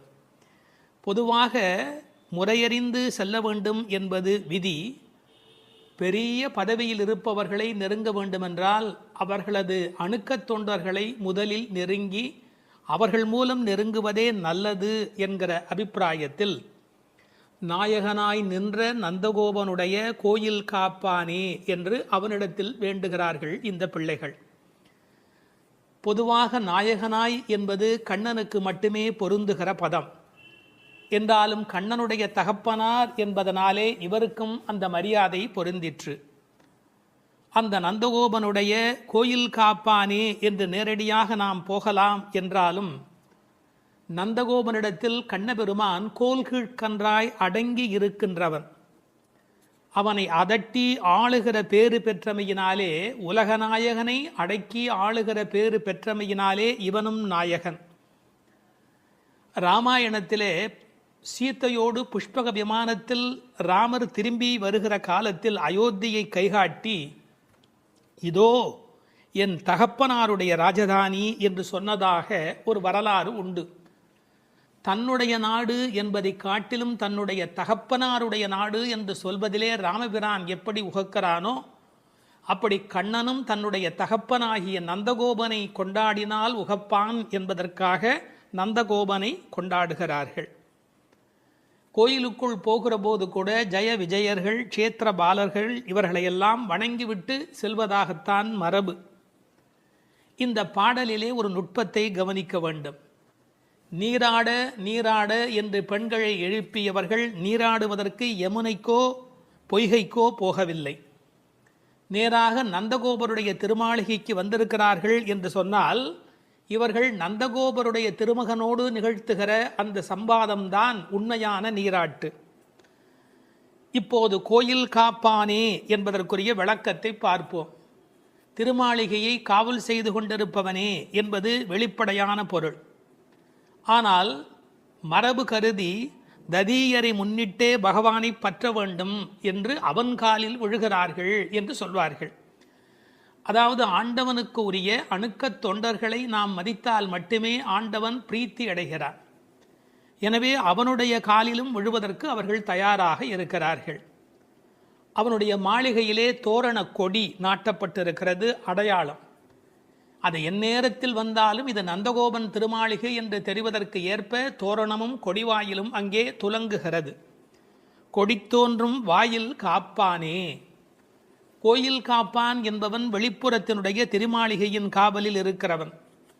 அடுத்த மதில் வாசலில் காவலுக்கு இருக்கிறவன் வாயில் காப்பான். அவனிடத்திலும் இவர்கள் வேண்டுகிறார்கள். இதை ஒரு கற்பனையான உரையாடலாக உரை சொல்லுகிறவர்கள் பேசுவது வழக்கம். நாங்கள் காவல்காரர்கள், எங்கள் கண்ணனுக்கு யாராலே என்ன நலிவு வரும் என்று தெரியாது, அதனால் யாரையும் அனுமதிக்க முடியாது என்று அவர்கள் தயக்கம், பயம், அகாலம் காரணமாக துயில் எழுப்பவும் கூடாது என்ற எண்ணத்தினாலே அவர்கள் மறுப்பதற்கு வாய்ப்பு உண்டு. இதற்கெல்லாம் பதில் சொல்வது போல இந்த பெண்கள் பேசுவது போல உரையாடலாக உரை காண்பது என்பது வழக்கம். விஸ்வாமித்திரர் ராமனை எழுப்பவில்லையா? கௌசல்யா சுப்ரஜா ராமபூர்வா சந்தியா பிரவர்த்ததே என்று திருப்பள்ளி எழுச்சி சுப்பிரபாதம் பாடவில்லையா? அது மட்டுமல்ல, ஆழ்வாரும் பாடுகிற போது அரவணை ஆயரேரே அம்மமுன்ன துயில் எழாயே, சாப்பிடவாப்பா, அரவணை ஆயர் ஏரே அம்மமுன்ன துயில் எழாயே என்று எழுப்பினார் அல்லவா? அரங்கத்தம்மா பள்ளி எழுந்தருளாயே என்று எழுப்பவில்லையா? எனவே துயில் எழுப்புவதற்கு முன்னுதாரணங்கள் உண்டு என்று பொருள் கொள்ள வேணும். அது மட்டுமல்ல, உண்மையிலேயே உறங்குவோரை எழுப்புவது வேண்டுமானால் அபசாரமாக இருக்கலாம். ஆனால் உறங்குவது போல் யோக நித்திரை கொள்ளுகிறவரை எழுப்புவது அவர்களுக்கு உபகாரம். யார் வந்து அழைப்பார்களோ, யாராலே யாருக்கு என்ன நலிவு வருமோ, நாம் போக வேண்டி இருக்குமே என்று செவிதீட்டி பெருமாள் படுத்திருக்கிறார். அரங்கன் படுத்திருப்பதை செவிதீட்டி பெருமாள் படுத்திருக்கிறார் என்று உரை எழுதுவார்கள். யார் கூப்பிடுவார்களோ என்று காத்திருக்கிறார். அப்படி இருக்கிற போது அவனை பள்ளி எழுப்புவது உபகாரம் தானே, அபசாரம் அல்லவே. மணிக்கதவம் என்று கதவை கொண்டாடுகிறார்கள். உரையாசிரியர்கள் சொல்கிறார்கள், புகுவாரை தன் அழகாலே கால் கட்டும் கதவு. அந்த கதவை தாண்டி போகிறவர்கள் ஒரு வினாடி அதை பார்த்து ரசிக்காமல் போகவே முடியாது. மாடியிலே ரொம்ப தூரம் ஏறி போகிற இடத்திலே பெரிய கண்ணாடி வைத்திருப்பார்கள். மாடிப்படிகள் ஏறுகிற இடத்துல யாரா இருந்தாலும் நின்று ஒரு வினாடி தன் உருவத்தை பார்த்து விட்டுத்தான் போவார்கள். இது மனித உலகியல். அதுபோல் ஒரு வினாடி நிறுத்தக்கூடிய வலிமையுடைய அந்த கண்ணாடியைப் போல இந்த கண்ணாடி கதவு, அதை பார்த்தால் ஒரு வினாடி நின்று கால்கட்டும் கதவு. இந்த பெண்கள் என்ன சொல்லுகிறார்கள்? ஆயர் சிறுமியோரோமுக்கு, அதாவது வாசல் காப்பவன் சொல்லலாம், எவ்வளவு பேராலே கண்ணனுக்கு ஆபத்து தெரியுமா, அதனால் நாங்கள் காவல் காத்து கொண்டிருக்கிறோம். ராமனுக்கு சூர்பனகினாலே ஆபத்து வந்தது, கிருஷ்ணனுக்கு பூதனையினாலே ஆபத்து வந்தது. இந்த பெண்கள் சொல்லுகிறார்களாம், நாங்கள் என்ன சூர்பனகையா, பூதனையா? ஆயர் சிறுமி, வெரி இன்னசென்ட் கேர்ள்ஸ், எந்த விதமான சூதுவாதம் தெரியாத ஆயர்குல பெண்கள், நாங்கள் சிறுமியர். இதில் ஒரு பெரிய ஆச்சரியம், இந்த பெண்கள் ஏன் ஒருவரை ஒருவர் எழுப்பிக் கொண்டு இப்போது வந்தார்கள் என்பதை நாம் புரிந்து கொள்ள வேண்டும். உரையாடுவதற்கு தயக்கமும் மயக்கமும் மிக்கவர்கள் கூட கூட்டமாக வந்து விட்டால் துணிவும் வீரமும் தானாகவே தோன்றிவிடும். அது மட்டுமல்ல, இன்றும் உலகியலில் தனி மனிதர்களை காவலர்கள் அலட்சியமாக கையாளுவது என்பது பழக்கம். ஆனால் கூட்டமாக வருகிறார்கள் என்றால் காவலர்கள் அடங்கி போய் விடுவார்களே ஒழிய அலட்சியமாக கையாள மாட்டார்கள். எனவே இந்த சிறுமியர்கள் ஒரு கூட்டமாக வந்திருக்கிறோம் என்பதை ஆயர் சிறுமியோருமுக்கு என்று அவர்கள் விளக்குகிறார்கள். நாங்கள் ஒரு பெரிய கூட்டம், ஞாபகம் இருக்கட்டும். அரை பறை, விளையாட்டாக அடிக்கின்ற அந்த பறை என்ற தோல் கருவி.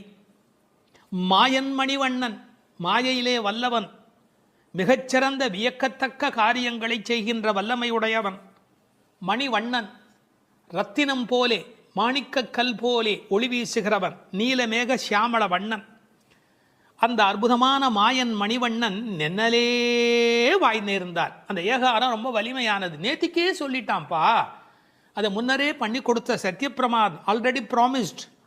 நென்னலே வாய் நேர்ந்தார். அவன் சொன்னான், சொன்ன சொல்லை அவன் காப்பாற்றுவதற்கு நீ துணை நிற்க வேண்டாமா? தூயோமாய் வந்தோம் துயில் எழப்பாடுவான். என்ன தூய்மையாக வந்ததுகள்? இந்த பெண்கள் குளிக்கலே, அப்புறம் எப்படி தூய்மை என்று சொல்ல முடியும்? வெளியிலே இருக்கிற அழுக்கை விட உள்ளே இருக்கிற அழுக்கு இல்லாமல் இருப்பதுதான் தூய்மை. திருவள்ளுவர் எழுதுகிறார், புறம் தூய்மை நீரால் அமையும், ஆனால் அகம் தூய்மை வாய்மையால் காணப்படும் என்று எழுதினார். எனவே புறத்தூய்மை என்பது கூட முக்கியம் அல்ல, அகத்தூய்மை என்பதுதான் முக்கியம். இவர்கள் உள்ளத்தில் தூய்மை உடையவர்கள். எனவே தூயோமாய் வந்தோம், துயில் எழப்பாடுவான். இந்த இடம்தான் மிக முக்கியம். கண்ணனை துயில் எழுப்புவதற்காக நாங்கள் இங்கே வந்திருக்கிறோம் என்று அவர்கள் சொல்கிறார்கள். கடவுள் எங்கேயோ இருக்கிறாரா? அவரை எழுப்புவதற்கு நமக்குள்ளே தான் இருக்கிறார். ஆனால் பல பேர் தனக்குள்ளே இருக்கிற கடவுளை எழுப்பாததால் தான் பாவத்தில் சிக்கிக் கொள்கிறார்கள். எனவே கடவுளை எழுப்புதல் என்பது வெளியில் நடக்கிற காரியம் அல்ல, உள்ளே கடவுளை எழுப்புவது என்பது விழிப்புணர்வு பெற்ற பெருநிலைக்கு விளக்கமாக அமைகிறது. இப்போது வாயில் காப்பவனை பார்த்து சொல்லுகிறார்கள், அப்பா நீ அபசகனமாக ஏதாவது சொல்லிவிடாதே, வாயால் முன்னம் மாற்றாதே, முதலில் அபசகனமாக மறுத்து விடாதே. அவர்களது பரபரப்பு, விரைவு, பதற்றம் எல்லாமே இந்த வரியில் வெளிப்படுகிறது. அம்மா நீ, அம்மா என்பது இந்த இடத்தில் அசைச்சொல்லாக இலக்கணத்தில் அமைந்திருக்கிறது. ஆனால் அம்மா என்று இவர்கள் தயவு வேண்டி சொல்லியதாகவும் பொருள் கொள்ளலாம். சரி திறந்து கொண்டு போங்கள் என்ற இரக்கத்தோடு அவன் சொல்ல, கதவு இறுக்கமாக இருக்கிறது, உன்னை விட இறுக்கமாக இருக்கிறது என்று அடுத்த வரியிலே சொல்லப் போகிறார்கள். ஏனென்றால் இந்த ஆயர்பாடியிலே இருக்கிறவர்கள் கண்ணனுடைய பாதுகாப்பு கருதி அப்படி ஒரு இறுக்கமான கதவு, பொதுவாக 2 கதவுகள் சாத்தும்படியாக பெரிய இடங்களில் கோட்டை கதவு, கோயில் கதவு இதையெல்லாம் அமைப்பார்கள். அது 2ம் அப்படியே பொருந்தி இருக்க வேண்டும். நேய நிலைக்கதவம் 2 பொருத்தமாக இருக்கணும். கதவுக்குள்ள ஓட்டை இருந்தால் பனி, குளிர், பூச்சிகள் எது வேணாலும் உள்ள வரும்.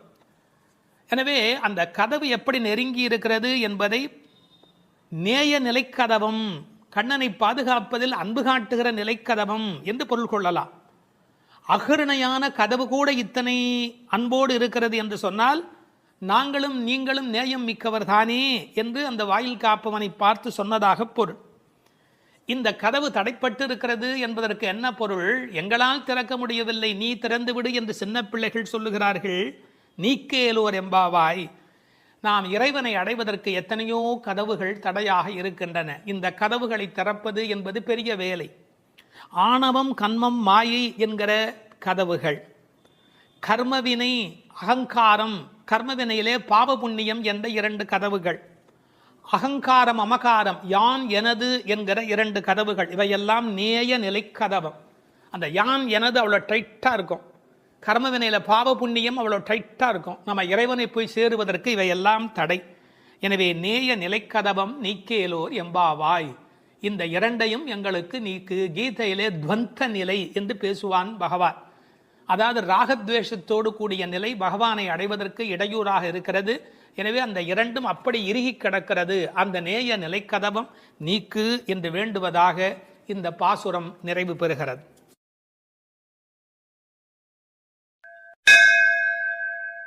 பதினேழாம் பாட்டு. நந்தகோபருடைய அனுமதி வேண்டி பாடுகிறார்கள். அம்பரமே தண்ணீரே சோரே அறம் செய்யும் எம்பெருமான் நந்தகோபாலா எழுந்திராய், கும்பனார்க்கெல்லாம் கொழுந்தே குலவிளக்கே எம்பெருமாட்டி யசோதாய் அறிவுராய், அம்பரம் மூடறுத்து ஓங்கி உலகளந்த உம்பர் கோமானே உறங்காது எழுந்திராய், செம்பொல் கழலடி செல்வா பலதேவா உம்பியும் நீயும் உறங்கேலோ எம்பாவாய். வாயிற்காவலர்கள் அனுமதித்த பின் கோபியர்கள் உள்ளே நுழைகிறார்கள்.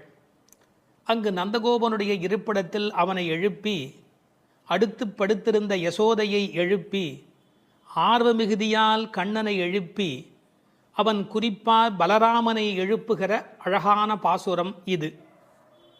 ஆடையையும் நீரையும் உணவையும் வரையறையின்றி தருமம் செய்கின்ற எங்கள் தலைவராகிய நந்தகோபரே பள்ளி எழுந்தருள வேண்டும். பூங்கொம்பு போன்ற ஆயர் பெண்களின் கொழுந்து போன்ற தலைவியே, எங்கள் குலவிளக்கே, எங்கள் இறைவியே, யசோதை அன்னையே எழுந்திருக்க வேண்டும். வாமன அவதார காலத்தில் மாவலியிடம் தானம் பெற்று அளக்கத் தொடங்கி ஓரடியால் பூமியை அளந்து மற்ற அடியால் ஆகாயத்தை ஊடறுத்து வளர்ந்து உலகங்களையெல்லாம் அளந்த தேவர் தலைவனே கண்ணா, உறக்கத்தை விடுத்து பள்ளி எழ வேண்டும். சிவந்த பொன்னாலான வீரக்கழலை அணிந்த திருவடிகளை உடைய பலராமனே, நீயும் உன் தம்பியான கண்ணனும் இனியும் உறங்காது எழுந்து எங்களுக்கு சேவை தர வேண்டும் என்று வேண்டுவது பாடலின் திரண்ட பொருள். அம்பரமே தண்ணீரே சோரே அறம் செய்யும் எம்பெருமான் நந்தகோபாலா எழுந்திராய். இதுவரை 10 பாட்டில் எழுப்ப பெற்றவர்கள் ஆழ்வார்கள், ஆச்சாரியர்கள், வேத வித்துக்கள், ஞான குருமார்கள் என்று நயமான உரை கொள்வார்கள். இவர்களது துணை கொண்டுதான் தேவர்கள் விண்ணோர் துணை பெற்றுதான் கடவுளடி சேர வேண்டும் என்பதற்கு ஏற்ப இப்போது கண்ணபெருமானை காவல் காத்து கொண்டிருக்கின்ற தாய் தகப்பனாரை பாராட்டி பேசுகிறார்கள்.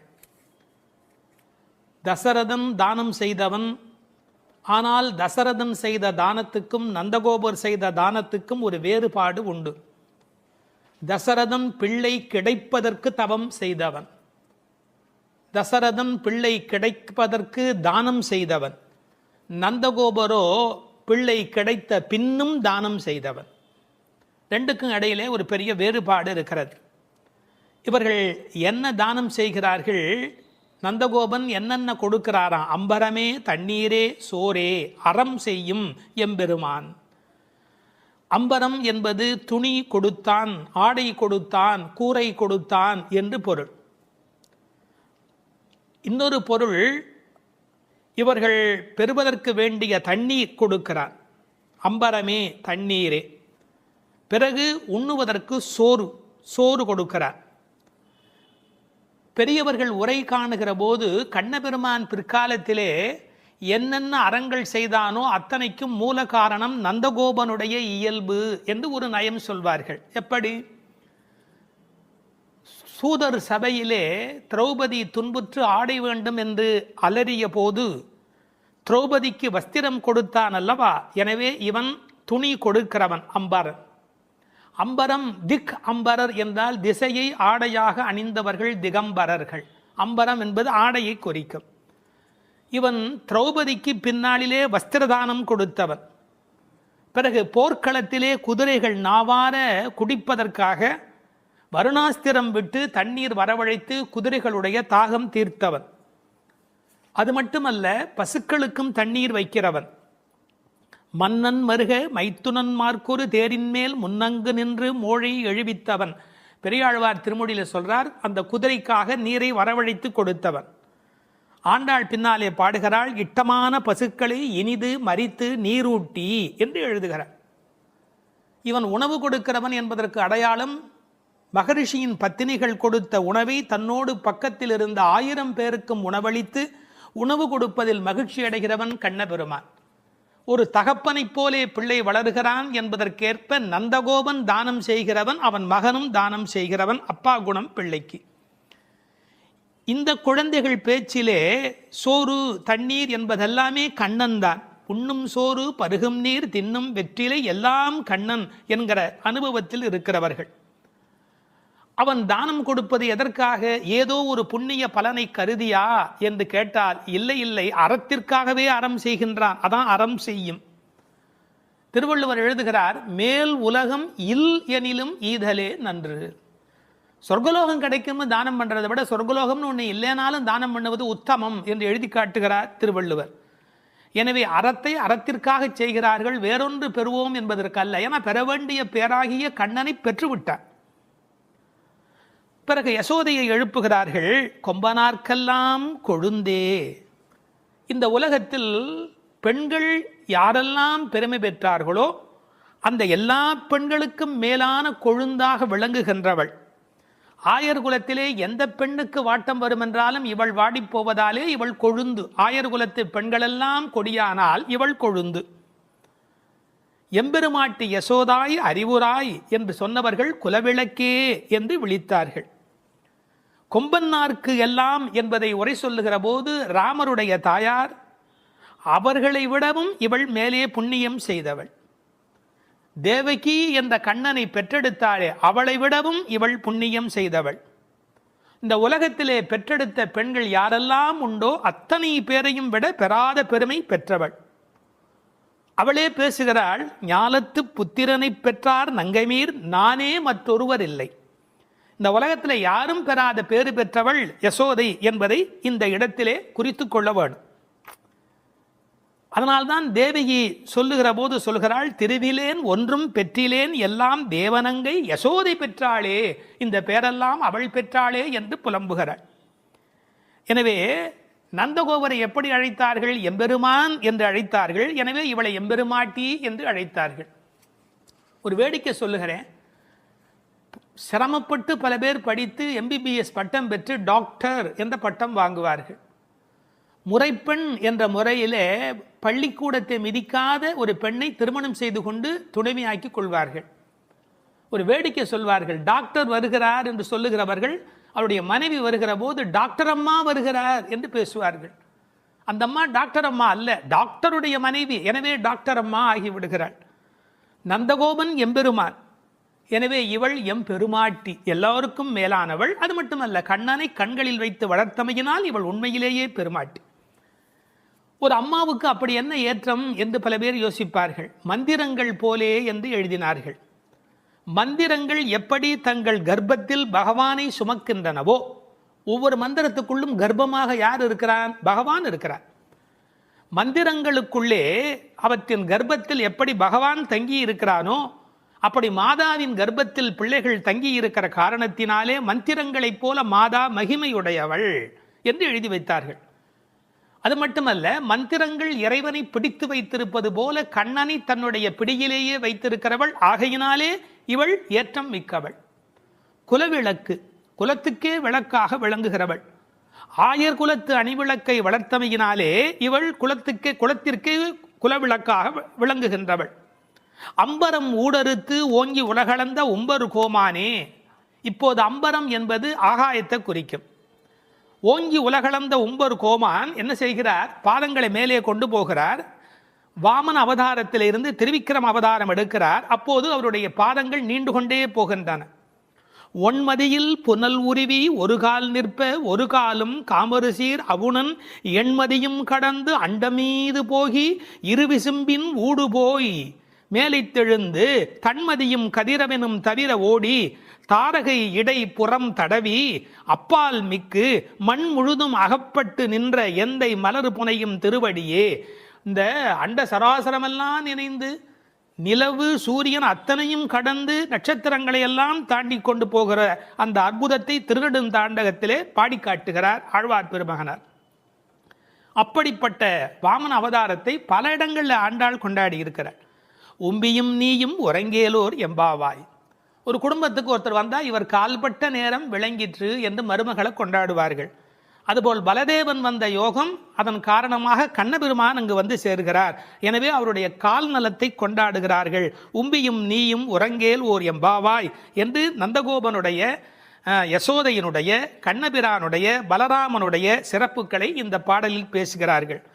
தத்துவார்த்தமாக சொல்லுகிறவர்கள் நந்தகோபர் என்பது ஆச்சாரியனையும், யசோதை என்பது திருமந்திரத்தையும், கண்ணபிரான் என்பது திருமந்திரத்தின் அர்த்தத்தையும், பலராமன் என்பது மந்திரார்த்த சாரத்தையும் குறித்தது என்று கொண்டாடுவார்கள்.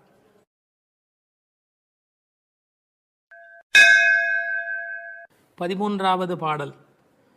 புள்ளின்வாய் கீண்டானே பொல்லா அரக்கனை கிள்ளிக் களைந்தானே, கீர்த்திமை பாடிப்போய் பிள்ளைகள் எல்லோரும் பாவை களம் புக்கார், வெள்ளி எழுந்து வியாழம் உறங்கிற்று புள்ளும் சிலம்பினகான், போதறிக் கண்ணினாய் குள்ளக் குளிரக் குடைந்து நீராடாதே பள்ளி கிடத்தியோ, பாவாய் நீ நன்னாளால் கள்ளம் தவிர்ந்து கலந்தேலோர் எம்பாவாய். கண்ணழகு படைத்த பெண் ஒருத்தியை இப்பாசுரத்தால் எழுப்புகிறார்கள். மலரில் உள்ள வண்டுகள் போன்று அழகிய கண்களை உடையவளே, கொக்கு வேடத்தில் வந்து வாயை பிளந்து கண்ணனை விழுங்க எண்ணிய பகாசுரனை அவன் வாயை கிழித்து அழித்த கண்ணபெருமான், கொடியவனான ராவணனது தலைகளை அறுத்து அழித்த ராமபிரான், அவர்களது வீர வரலாறுகளை பாடிக்கொண்டு இளம்பெண்கள் எல்லோரும் பாவை நோன்புக்குரிய இடத்திற்கு எப்போதோ சென்று விட்டனர். வானத்திலேயோ குரு என்கிற கோள் மறைந்து சுக்கிரன் உதயமாகிவிட்டான். பட்சிகள் வீதியெல்லாம் பறந்து சப்திக்கின்றன. இந்த மார்கழி விடியல் விடியும் முன்பே உடல் நன்கு குளிரும்படி மடிவில் குடைந்து குடைந்து நீராட வேண்டாமா? இன்னும் படுக்கையில் சுருண்டு கிடக்கலாமா? நல்ல நாளும் அதுவுமாக இப்படி இருக்கிறாயே, அப்படி உனக்கு என்ன தனிய அனுபவம்? உன் மனதில் உள்ள கள்ளத்தனத்தை விடுத்து எங்களோடு சேர்ந்து வா என்று அழைக்கிறார்கள். இதை ரசமாக அனுபவிக்கிறவர்கள் முதல் பாடலிலே மனத்துக்கினியான் என்று ராமனை பேசிவிட்டதால் இந்த ஆயர்பாடிக்குள்ளே ஒரு பெரிய விவாத கோலாகலம் ஏற்பட்டு விட்டதாம். அதாவது சர்ச்சை. அது யாரடா அது? கண்ணனுடைய ஊரிலே வந்து ராமனுடைய கதையை பேசி கொண்டிருக்கிறார்களே என்று சில பேர், சில ஆயர்கள் கோபப்படவும், ஏன் அப்படி பேசக்கூடாதா என்று சில பேர் மறுபடியும் எதிர்ப்பக்கம் விவாதிக்கவும், ஒரு பட்டிமண்டபத்தை போலவே ஒரு விவாதம் அங்கு தொடங்கிவிட்டது என்று அனுபவிப்பார்கள். ஏனென்றால் இந்த பாடல் எப்படி வருகிறது? புள்ளின்வாய் கீண்டானி என்று கண்ணபெருமான் பகாசுரனை அழித்த கதையை சொல்லி, பிறகு பொல்லா அரக்கனை கிள்ளிக் களைந்தானே என்று ராமாவதார கதையையும் சேர்த்து பேசுகிறார்கள். அதை எப்படி சொல்லுகிறார்கள்? கண்ணனுடைய ஸ்தலத்தில் ராமனுடைய கதையா என்று ஒருவர் கேட்க, ஏன் முன்பு ராமனை பாடிய காலத்திலே நாம் கண்ணனை சேர்த்து பாடியது இல்லையா? அந்த காரணமாக வருக வருக வருக இங்கே வாமன நம்பி வருக, கரிய குடல் செவ்வவாய் முகத்து என் காகுத்த நம்பி வருக என்று ஆண்டாளே பாடியிருக்கிறாளே. எனவே ஆண்டாள் சிற்றில் சிதைத்தல் பாடுகிற காலத்தில் சீதவாய் அமுதம் உண்டாய் எங்கள் சிற்றில் சிதையேல் என்று பாடியிருக்கிறாளே. அந்த அனுபவத்தை எல்லாம் இங்கே குறிப்பிடுகிறார்கள்.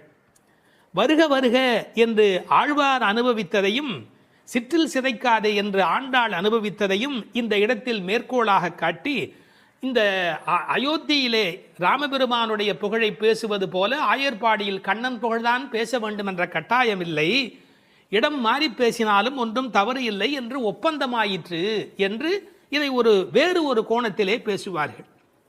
தீவிர பற்று உடையவர்கள் எப்போதும் இது போன்ற பிரச்சனைகளில் ஈடுபடுவது என்பது தவிர்க்க முடியாதது. புள்ளின்வாய் கீண்டானே பொல்லா அரக்கனை கிள்ளிக் களைந்தானே. பறவை வடிவத்திலே வந்தவனை அவன் அழித்தவன். பள்ளத்தில் மேயும் பறவை உருக்கொண்டு கள்ளாசுரன் வருவானை தான் கண்டு புள்ளிதுவென்று பொதுக்கோ வாய்க்கின்றான். அப்படியே வாய்க்கிண்டிட்டான், அப்படியே கிழித்து எறிந்து விட்டான். அப்படி அழித்த வரலாற்றை சொன்னவர்கள் பொல்லா அரக்கனை கிள்ளிக்களைந்தானே என்று ராவணனை கொன்றதை பேசுகிறார்கள். இந்த எழுப்புகிற பெண்கள் இந்த பாடலை எல்லாம் கருத்தை எல்லாம் சொல்லி எழுப்புகிறார்கள். உரை கண்டவர்கள் கேட்டார்கள், பொல்லா அரக்கன் என்று ராவணனை குறிப்பிட்டால் நல்ல அரக்கன் உண்டோ? என்ன நயம் பாருங்கள். உண்டு. அரக்கர் குலத்தில் பிறந்தாலும் விபீஷணன் நல்ல அரக்கன், ராவணனோ பொல்லா அரக்கன். அவனோடு பெரிதாக போர் செய்தார் என்று சொல்ல முடியாதான், கிள்ளி களைந்தானே. தமிழில் ஒரு பழக்கம் உண்டு, யாராவது ரொம்ப அலட்சியமாக நினைச்சா என்ன கிள்ளுக்கிறேன்னு நினைச்சுக்கிட்டியா என்று கேட்பார்கள்.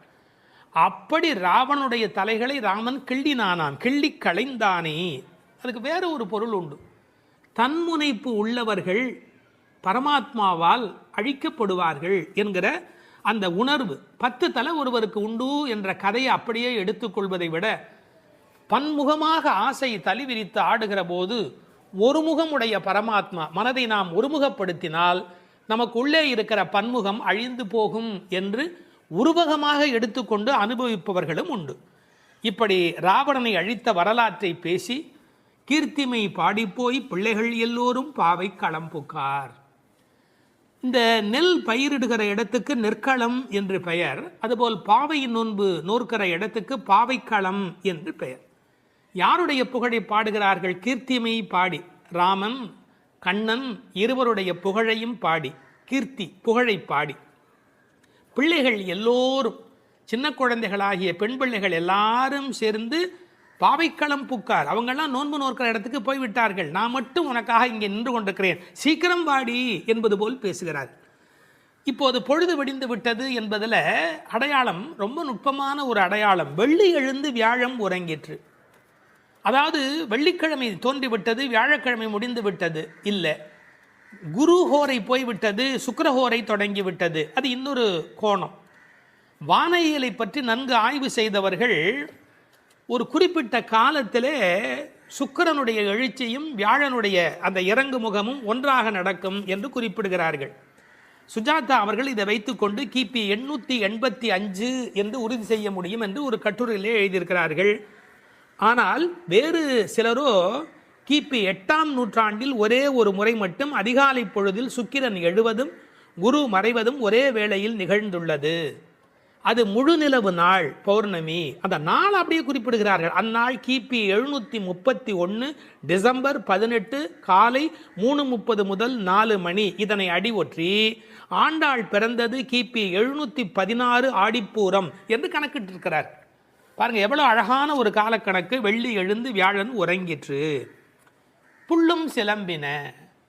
முன்னர் ஒரு முறை புள்ளும் சிலம்பின என்ற பாடல் வந்திருக்கிறதே, அதெல்லாம் கூட்டுக்குள்ளே. இப்போ வெளியில் பறவைகள் எல்லா இடங்களிலும் திரிந்து அவை இப்போது சப்தம் எழுப்பிக் கொண்டிருக்கின்றன. இந்த இடத்துல புள்ளும் சிலம்பியதை பற்றி சொல்லுகிற போது உரையாசிரியர்கள் இதை ஆசிரிய பெருமக்களோடு ஆச்சாரிய பெருமக்களோடு இணைத்து பேசுவது வழக்கம். குயில் அதுபோல சில ஆச்சாரியர்கள், கொக்கு அதுபோல, அன்னம் போல, கருடன் போல என்று பறவையோடு அவர்கள் ஓமிக்கத்தக்கவர்கள். கண்டத்வனியிலே, அதாவது குரல் வளத்திலே அவர்கள் குயில் மாதிரி. ஏகாகிர சிந்தையில், எப்போதும் மனம் ஒருமுகமாக இருத்தலில் கொக்கு போல, கொக்கொக்கு கூம்பும் பருவத்து என்பார் திருவள்ளுவர். சாரத்தை கிரகித்துக் கொள்வதிலே அன்னபக்ஷி போல, அன்னத்தைப் போல. கைங்கரியம் என்ற தொண்டு செய்வதிலே கருட பட்சியைப் போல, பல்லடிமை திறத்தினாலே என்று பறவையை அப்படியே அடியார்களோடு ஒப்பிடுவதும் வழக்கம். போது அறி கண்ணினாய், போதுன்னு சொன்னால் முட்டு என்று பொருள். தமிழ் ஒரு அழகான மொழி. அரும்பு, முகை, முகிழ், மொட்டு, மலர். பாருங்க, மலருடைய பல நிலைக்கும் பேர் இருக்கு, இன்னும் கூட இருக்கு. அதாவது வெளியில் புறப்படுவது அரும்பு, கொஞ்சம் மேலே வந்தால் அது முகை, கொஞ்சம் அது இதழ் திறக்க ஆரம்பித்தா அது முகிழ், அது நல்ல விரிந்து விட்டால் தான் அதுக்கு மலர் அப்படின்னு பேர். ரெண்டுக்கும் நடுவில் இருக்க போது போதுன்னு பேர். அந்த போது அது போன்ற கண்களை உடையவள். அதில் வண்டு உட்கார்ந்திருப்பதை போன்ற கண். ஐயா, வெள்ளையாக கண்ணில் ஒரு பகுதி இருக்குது, கருப்பாக ஒரு பகுதி இருக்குது. அது வெள்ளையாக இருக்கிற மலர், அதன் மேலே கருப்பாக இருக்கிற வண்டு உட்கார்ந்திருக்கிற தன்மையினை போதறி கண்ணினாய் என்ற ஓமையாக குறிப்பிட்டார்கள். குளிக்கிறது எப்படி குளிக்கணுமா? குள்ள குளிர குடைந்து நீர் ஆடு